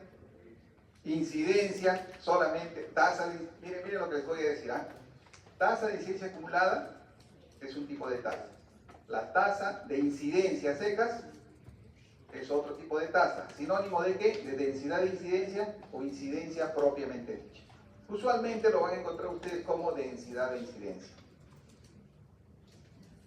¿Qué nos dice la tasa de incidencia? Este es otro concepto que no debemos olvidar. Las tasas de incidencia, todas las tasas de incidencia tienen como numerador el número de casos nuevos. El número de casos nuevos. ¿Y qué traduce el potencial instantáneo del cambio de estado de salud al de enfermedad en la población? O sea, dicho de otra manera, el riesgo de enfermar. Tasa de incidencia acumulada, les decía, es el número de casos nuevos, Y ahí viene otro concepto también que deben ir recordando. Para que yo pueda calcular el número de casos nuevos, debo hacer seguimiento a las personas. O debo evaluar, o si estoy evaluando, la enfermedad debe ocurrir una sola vez en la vida. Ejemplo, sarampión da una sola vez en la vida. Entonces yo puedo calcular, sin hacer seguimiento a las personas, puedo calcular la tasa de incidencia. Entonces, el número de casos nuevos sobre la población al inicio del periodo, población susceptible, multiplicado por un factor K. Acá les he puesto el ejemplo, siempre les pongo el ejemplo, este ejemplo para que vean el factor. Ahí está, dice, se tienen 120 casos nuevos de neumonía en una población de 125.000 susceptibles, calcule la tasa que corresponde. Entonces, como acá tenemos casos nuevos y el denominador que es población susceptible, no voy a calcular densidad de incidencia, voy a calcular tasa de incidencia acumulada. Cuando yo divido me sale lo que les decía, 0.00096, pero eso yo no lo puedo interpretar. Para eso tendré que utilizar un factor de expansión, que es un múltiplo de 10. Mínimamente, para yo poder interpretar un valor diferente de 0, debe estar a la izquierda del punto. Entonces yo pongo el punto acá, entre 9 y 6, ¿por cuánto tendré que multiplicar? Por 1000, por 10.000, ¿cierto? Si yo multiplico 0.00096 por 10.000, es 9.6 por 10.000, ¿cierto? Entonces, ¿cómo interpreto esto? Por cada 10.000 personas, 9.6 tienen el riesgo de sufrir de neumonía. Acá tengo 120, el mismo número de casos, pero mi población susceptible es menor. Entonces, evidentemente, mi cociente va a ser menor. Entonces, yo puedo calcular la tasa de incidencia 9.6 por 1000 o 96 por 10.000. ¿Qué población, qué distrito tiene mayor riesgo de sufrir de neumonía? Según estos datos. ¿Por qué? Por cada 10.000. ¿Y el otro cuánto tiene? Por 10.000. Perfecto. Entonces, esa es la lógica, ¿no? Cuando ustedes tienen cifras así, para que puedan comparar, tienen que comparar con el que tiene el mismo factor de expansión.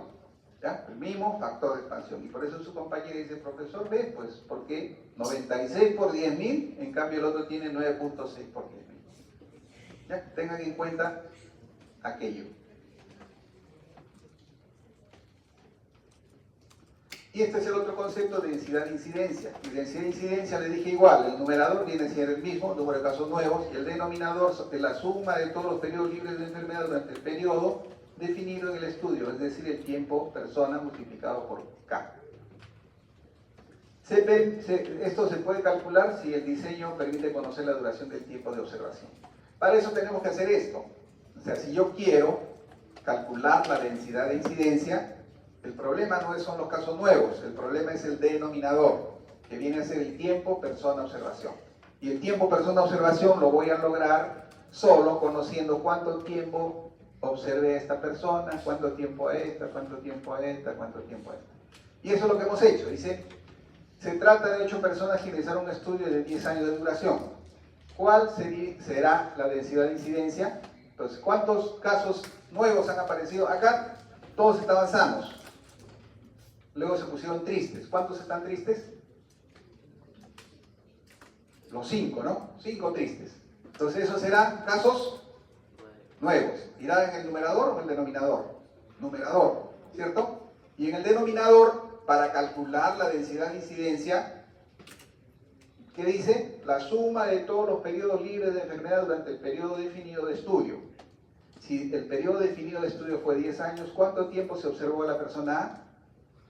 6. ¿Cuánto tiempo a la B? 1. ¿Cuánto tiempo a la C? 10. ¿Cuántos hay con 10? 3. Por eso hemos puesto 3 por 10. ¿Ya? Luego tenemos una con 5, luego tenemos una con 4 y luego tenemos una con 2. Entonces la suma de todos estos tiempos de observación irá como denominador. Entonces 5 entre la suma de estos tiempos de observación será la densidad de incidencia. Acá para que recuerden las diferencias de incidencia acumulada y densidad de incidencia, la incidencia acumulada es una proporción, mientras que la densidad no. La incidencia acumulada no tiene unidades, la densidad sí tiene unidades, la inversa del tiempo. La incidencia acumulada es una estimación de la probabilidad. Recuerden, miren lo que dice, es una estimación de la probabilidad del riesgo. Entonces ustedes cuando interpreten la incidencia acumulada tienen que interpretar en términos de riesgo, mientras que la densidad de incidencia estima la velocidad de difusión de una enfermedad, la velocidad de transmisión, la velocidad de difusión. Entonces yo tengo varias densidades de incidencia y una de las densidades de incidencia más alta, voy a decir que en esa población la enfermedad se disemina más rápidamente que en las otras. En cambio, si yo tengo las tasas de incidencia acumulada, aquella población que tiene la tasa más alta, diré que esa población tiene el mayor riesgo de enfermar. Entonces no confundan el concepto de incidencia acumulada que mide el riesgo y el concepto de densidad de incidencia que mide la velocidad de difusión de la enfermedad o de transmisión. Otro concepto se aplica a cortes fijas, la incidencia acumulada, en cambio la densidad puede aplicarse a cortes fijas y poblaciones dinámicas. Puede aplicarse a enfermedades recurrentes. Y acá está, para recordarles también esto, ¿no? Porque a veces dice, pero profesor, usted habla de corte fija, corte dinámica. Corte fija es aquella población de estudio en la que todos entran en el mismo momento, como hemos puesto el ejemplo para explicarle la densidad de incidencia. En cambio, una cohorte dinámica es una corte en la cual la gente entra en diferentes momentos del estudio. ¿Ves la diferencia? Saber de que en la corte fija se puede calcular solo, mejor dicho, la tasa de incidencia acumulada solo se puede calcular en una corte fija. Mientras que la densidad de incidencia se puede calcular en una corte fija o en una corte dinámica. Están las diferencias entre incidencia acumulada y densidad de incidencia. Vamos a ahí tener, a ver, que ustedes calculan ahí, a ver. Dice riesgo 4. Eventos 2. ¿Cuál será la densidad de incidencia? ¿Cómo calculamos densidad de incidencia? Numerador que da número de casos nuevos. ¿Cuántos casos nuevos hay? 2, pues no hay tan 2, pues 2 tristes. ¿Y cuál es la población en riesgo? 4. 2 entre 4 multiplicado por 100 es la tasa de incidencia acumulada. Queremos calcular la densidad de incidencia. ¿Cómo calculamos la densidad de incidencia? A ver, ¿qué ve en el numerador? Lo mismo que el profesor, ¿no? 2. Y el denominador, la suma de 4 más 5 más 3 más 5. 17. ¿Está bien? ¿Entendido? ¿Clarito? Ahí está. Y acá les he puesto, les he puesto esto de acá, que es una figurita, para que recuerden, y eso es lo que les he querido hacer notar con la presentación esta, que esto, al hacerles esto, lo que les he querido decir subliminalmente, que es esto de acá. Esto de acá, ¿qué es? Una película, ¿no? Entonces la tasa de incidencia, tanto la incidencia acumulada como la densidad de incidencia, es una película. Cuando yo les digo es una película, tenemos que hacer el seguimiento para poder calcular estas tasas, ¿no? Así, hay que seguir a este cuando enfermó, hay que seguir a este hasta cuándo estuvo, cuando enfermó este paciente, este otro paciente. La suma es el denominador. Ahí está, distribución proporcional y tasa de incidencia acumulada, intoxicación aguda por plaguicida según edad y sexo. A ver, si yo les preguntase, ¿qué grupo etario tiene o es el más afectado por la intoxicación aguda por plaguicida? ¿Qué contestarían? A ver, para que despierten.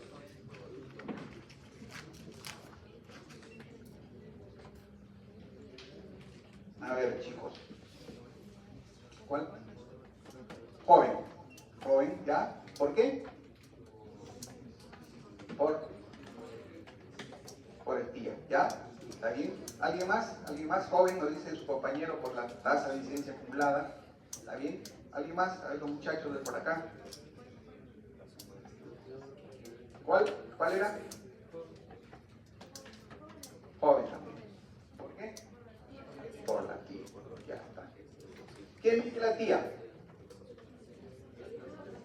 ¿Qué mide la tía? Ya. Siempre hay esa confusión. Acuérdense esto que les digo, la tía mide el riesgo de enfermar. Esa palabrita no se olvide. ¿Cómo se mide? Dividiendo el número de casos nuevos sobre la población susceptible. ¿Pero qué mide?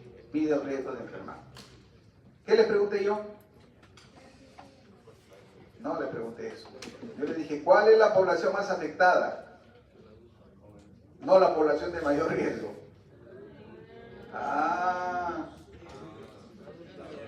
A ver, ¿por qué?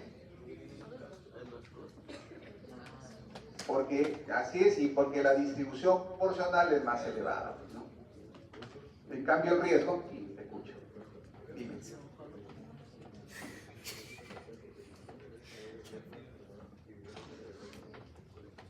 Sobre la población susceptible, exacto, sobre la población susceptible. O población al inicio del periodo también. Okay. Entonces, miren, la población más afectada lo podemos sacar a través de las cifras absolutas o a través de distribución proporcional.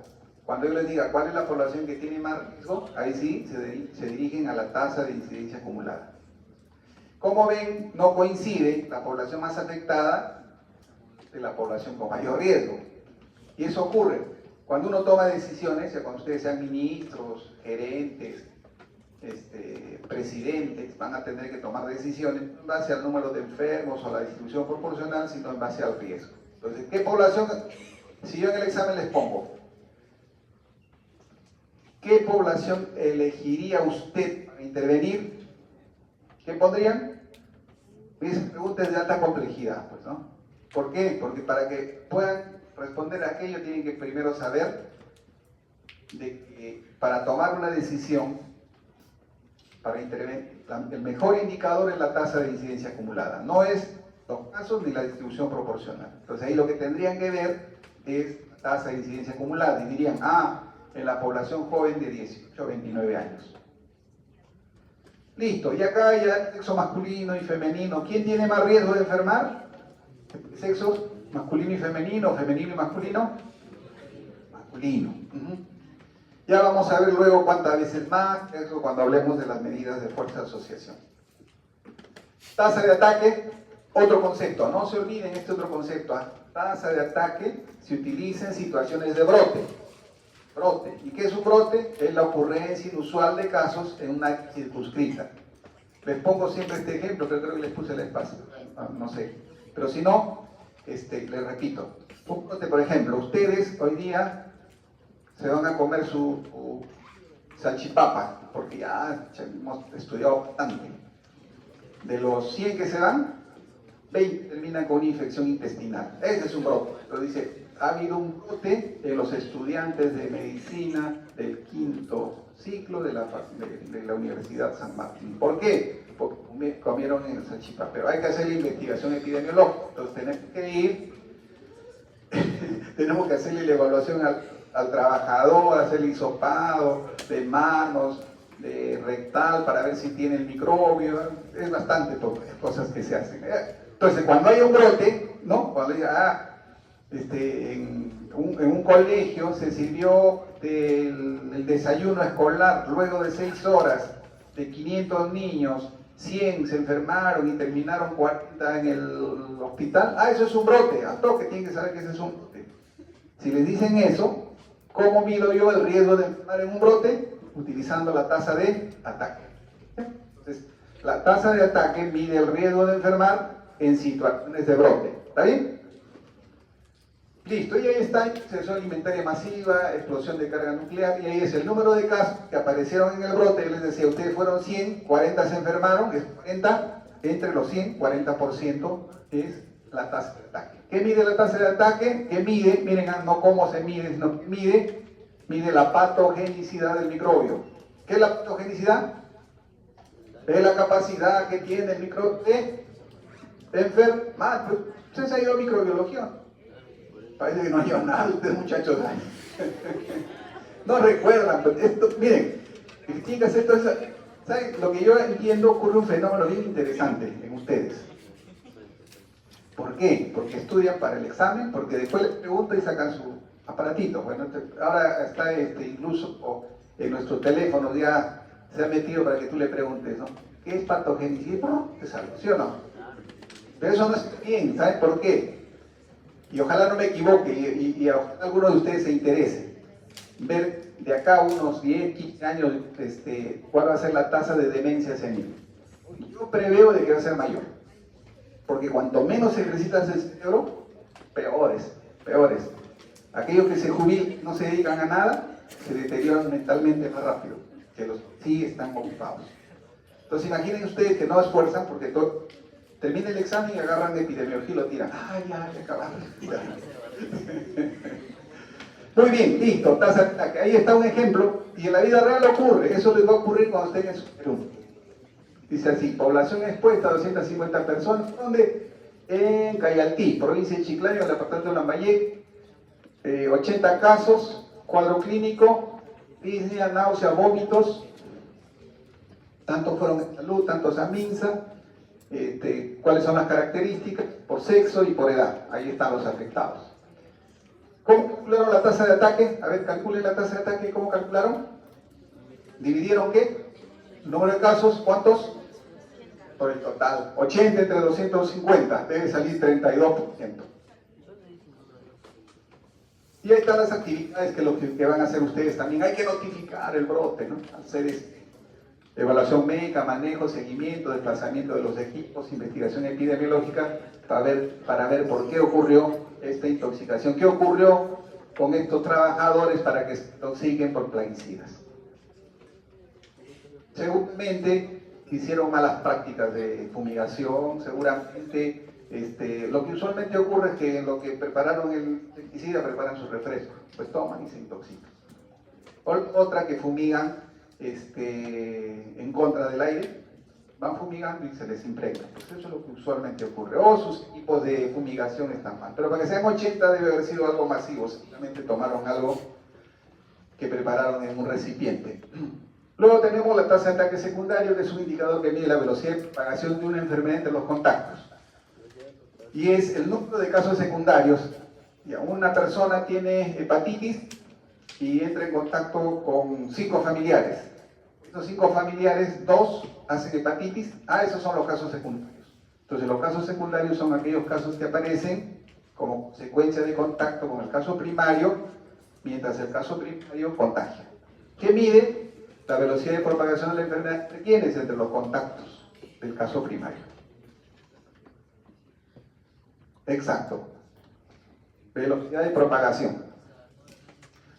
Luego tenemos la prevalencia. En resumen, la prevalencia mide la carga de la enfermedad. ¿Cuántos enfermos hay en un determinado momento? Por eso se dice que la prevalencia es una foto. Y es el número de casos nuevos y antiguos, casos prevalentes. Casos nuevos y antiguos son casos prevalentes. Son la población en estudio multiplicado por K. Esa es la prevalencia.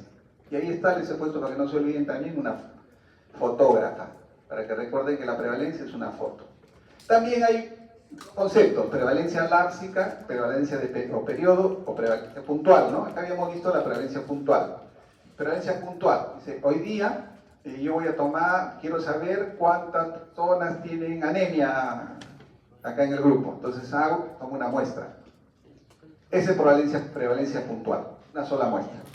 En cambio, la prevalencia lápsica, tengo que identificar primero, en el mismo ejemplo, les tomo una muestra de los 100, 20 salen con hemoglobina baja, ahí esos son anémicos. De acá a 12 meses les voy a tomar a los que no están anémicos, y de los que salgan positivos los voy a sumar. Entonces voy a tener los casos prevalentes, los 20 primeros, más los 10 que aparecieron nuevos, ya son 30. Eso sería la prevalencia lápsica o de periodo. ¿Cuánto? Entre los 100 estudiantes del aula. ¿Qué es lo que se usa más? La prevalencia puntual. Prevalencia puntual. Diferencias entre incidencia y prevalencia. Número de casos nuevos, prevalentes, mide las veces que ocurre la enfermedad en la población, mide el residuo, remanente, la carga de la enfermedad. Instrumento fundamental para estudiar los factores etiológicos, ya lo dijimos, no es una medida esencial de determinar etiología, ofrece una medida directa de la frecuencia que enferman los individuos de una población, por tanto mide la probabilidad o el riesgo. Esto también pueden decir, la probabilidad o el riesgo. ¿Qué mide la tasa de incidencia acumulada? La probabilidad o el riesgo.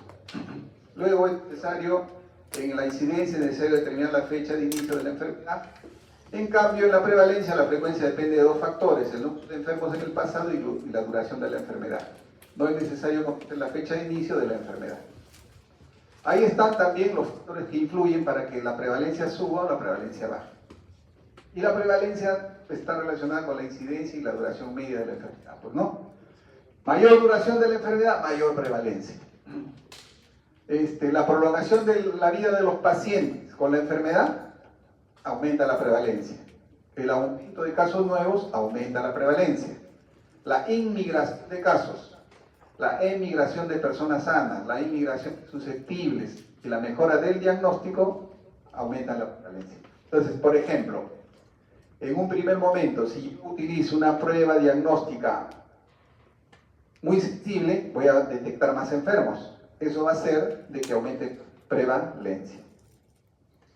Luego, hay condiciones que disminuyen la prevalencia, menor duración de la enfermedad, eso es lo que queremos, eso es lo ideal, ¿no? Que nosotros tratamos a la persona y está mejor.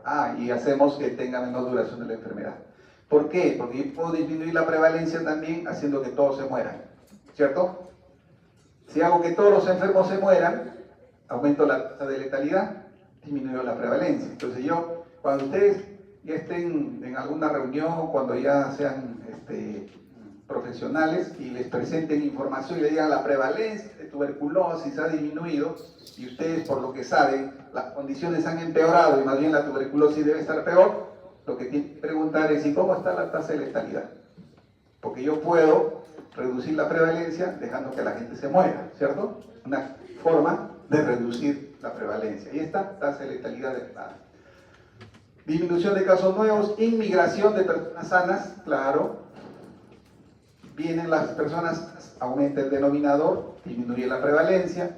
Emigración de casos, ya todos los que están con tuberculosis en mi distrito se van al otro distrito, ¿no? Hago que se vayan todos los casos, disminuye mi prevalencia, bien. Y aumento de la tasa de curación de los casos, ¿no? Esto es lo que debemos pretender. Aumento de la tasa de curación de casos, que consecuentemente va a hacer que la duración de la enfermedad disminuya. Con eso vamos a disminuir la prevalencia de la enfermedad. Luego tenemos acá, a ver, vamos a ver,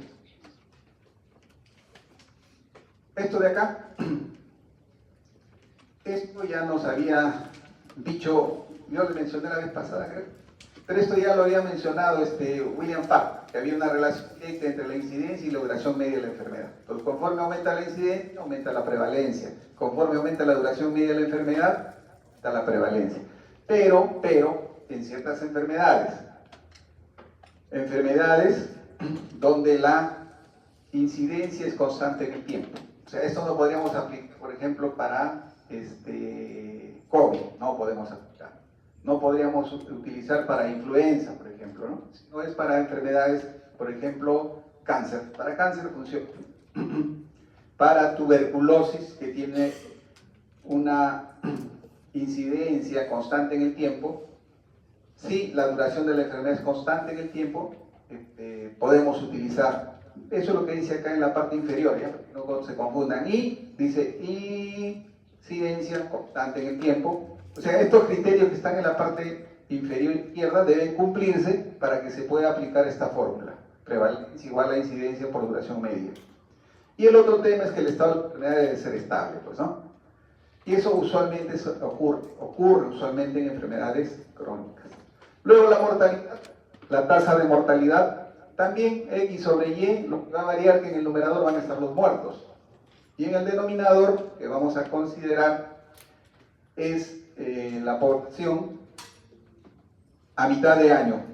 Eso vamos a considerar. Y el factor de expansión va a seguir siendo K, un múltiplo de 10, ya dijimos, para tasa de mortalidad bruta 1000 y la tasa de mortalidad específica 100.000. Ahí están los ejemplos. Tasa de mortalidad general, número de defunciones en un año sobre la población total a mitad de año. Ahí siempre la pregunta, pero profesor, en la otra nos dijo población susceptible, población a inicio del periodo, y ahora nos dice que es la población total a mitad de año.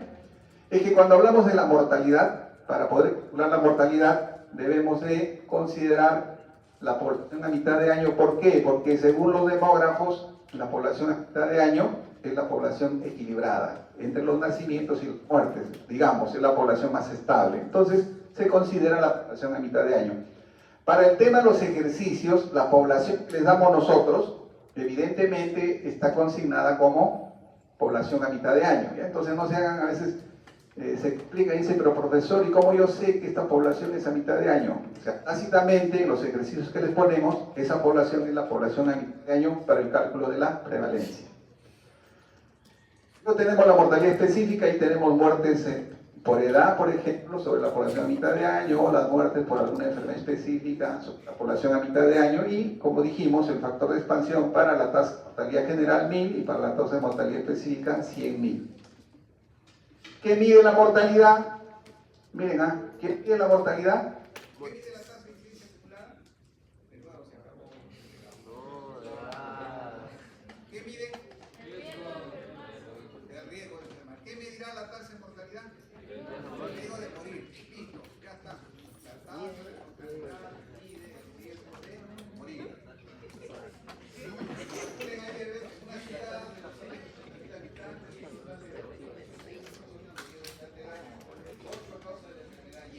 ¿cuál es la tasa cruda de mortalidad y qué factor de expansión emplearía? ¿Cuál es la tasa de mortalidad por causa específica y qué factor de expansión emplearía?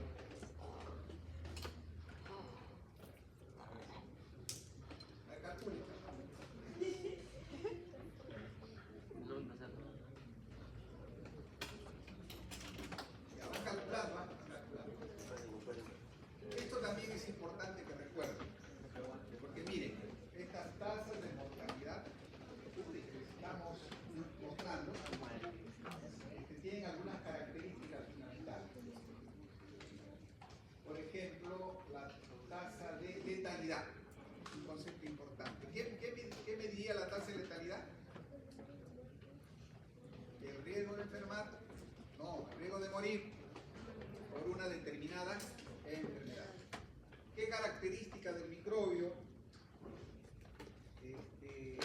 evalúa a través de la tasa de letalidad. Dijimos para tasa de ataque, ¿qué característica era? ¿El microbio? Patogenicidad. Y para la letalidad, la virulencia, pues, ¿no? ¿Qué es la virulencia? Es la capacidad que tiene el microbio de producir casos fatales o graves, ¿no? Entonces, con la tasa de letalidad podemos decir, si la tasa de letalidad es muy alta, decimos que este microbio es muy virulento. Y si la tasa de ataque es muy elevada, este microbio es muy patógeno. Estos conceptos tienen que... Y ven que hasta con microbiología tiene que ver la epidemiología, que así está pues relacionada. Miren, esto también es importante que recuerden. La tasa de mortalidad infantil, que es el número total de muertes en menor de un año. Es decir, los que mueren antes de cumplir un año, dividido entre todos los nacidos vivos en ese periodo. Por 1000 nacidos vivos, ¿no? El factor de expansión ahí tiene que ser 1000 nacidos vivos. La tasa de mortalidad neonatal. ¿Qué es un neonato? Es un niño que tiene... No se lee. Claro, entonces un neonato es un niño o es un recién nacido que no ha cumplido 28 días. Todo aquel que tiene menos de 28 días se llama neonato. Y la tasa de mortalidad neonatal está conformada por el número de muertes en menores de 28 días, es decir, en neonatos, sobre los nacidos vivos en ese periodo. Y la tasa de mortalidad materna es el número de muertes por causa materna sobre los nacidos vivos en el periodo. Y yo les decía, la tasa de mortalidad materna que estamos mencionando ahí, ¿es una razón o es una proporción? Es una razón, claro. ¿Cierto? El numerador no está con todas, son razones. La mortalidad infantil, mortalidad neonatal, perdón, la tasa de mortalidad materna es una razón. Las demás son proporciones. La infantil y la neonatal son proporciones. Tasa de letalidad, ya le dijimos, mide el riesgo de morir por una enfermedad determinada. Por eso dividimos el número de funciones por causa específica sobre el número de enfermos de especificidad. Y ahí tenemos, dice, durante el año 2024 se presentaron en el país 24.981 casos de dengue y unos fallecidos 28. ¿Cuál es la tasa de letalidad por dengue? ¿Cuál es la tasa? A ver, calcule. 28 entre 24.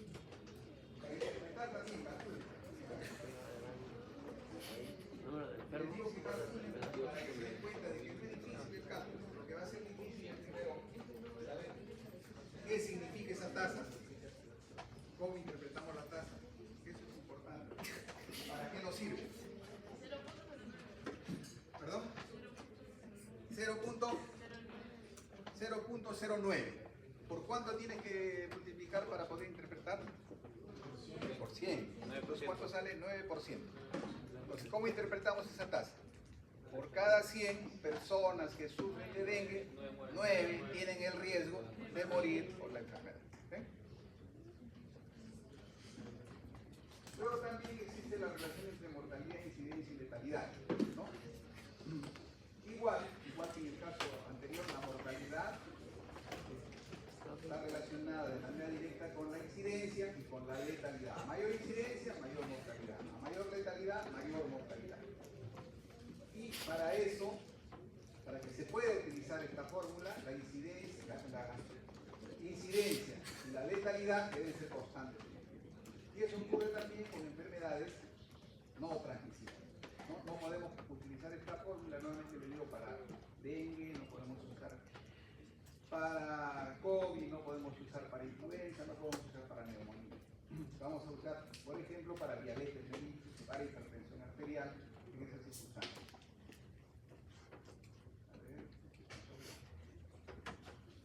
Ahí está, a ver, dice el visor de autismo por partida la semana de menor de 5 años por departamento. A ver, vamos a decirles, a ver.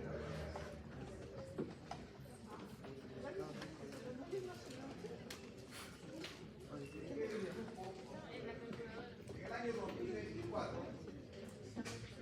¿en qué departamento existe el mayor riesgo de morir por neumonía?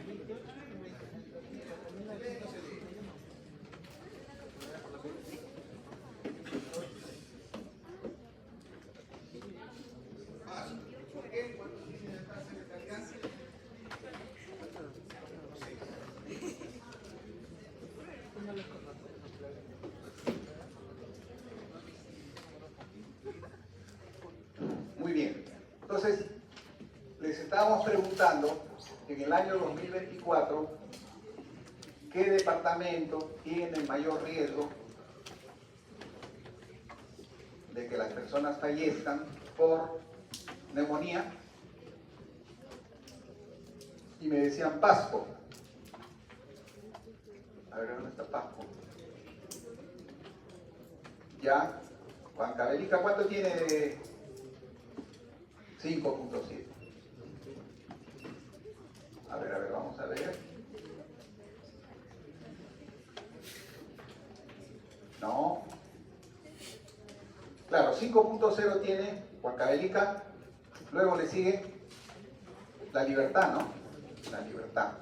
Entonces, ustedes dirán, pero profesor, y esto es lo que tienen que hacer ustedes cuando presenten su trabajo de Guillain-Barré, su trabajo de diabetes. Van a presentar información así, pero ¿qué va a ser lo importante? No es decir, sí, en Pasco hay 5.5 de tasa de letalidad, aquí hay 4.8. No, lo que tenemos que analizar es por qué, la pregunta siempre, ¿por qué en Huancavelica la tasa de letalidad será mayor que en los demás departamentos? Para eso sirve la epidemiología en realidad, ¿no? Descriptivo, genera hipótesis. Primero una pregunta y después hipotetizo. Entonces una de las causas por las que se mueran las personas es, yo ya les decía, ¿por qué se mueren? O porque llegan muy tarde, porque los atendemos mal, ¿cierto? Entonces eso tendremos que investigar. Si está resuelta si hay la respuesta, ya no investigamos. Entonces ya no, se mueren porque llegan muy tarde. ¿Y por qué llegan muy tarde? Porque no tienen recursos económicos, porque la accesibilidad es inadecuada. O no, llegando al hospital se muere la mayoría. ¿Por qué? Pues no hay oxígeno, pues se mueren. Para eso nos sirve, ¿ya? Entonces acá, ya, ¿cómo han calculado? ¿Cómo calcularon esta tasa de 5? Para el año 2024. ¿Dividieron qué? ¿Qué dividieron? Dividieron las defunciones entre los casos, ¿no? Eso es tasa de letalidad. Listo, muchachos. Hemos acabado. Ahora sí, vamos a sacar una hojita. Sí, saquen, yo sé que a ustedes les conviene que saquen una hojita.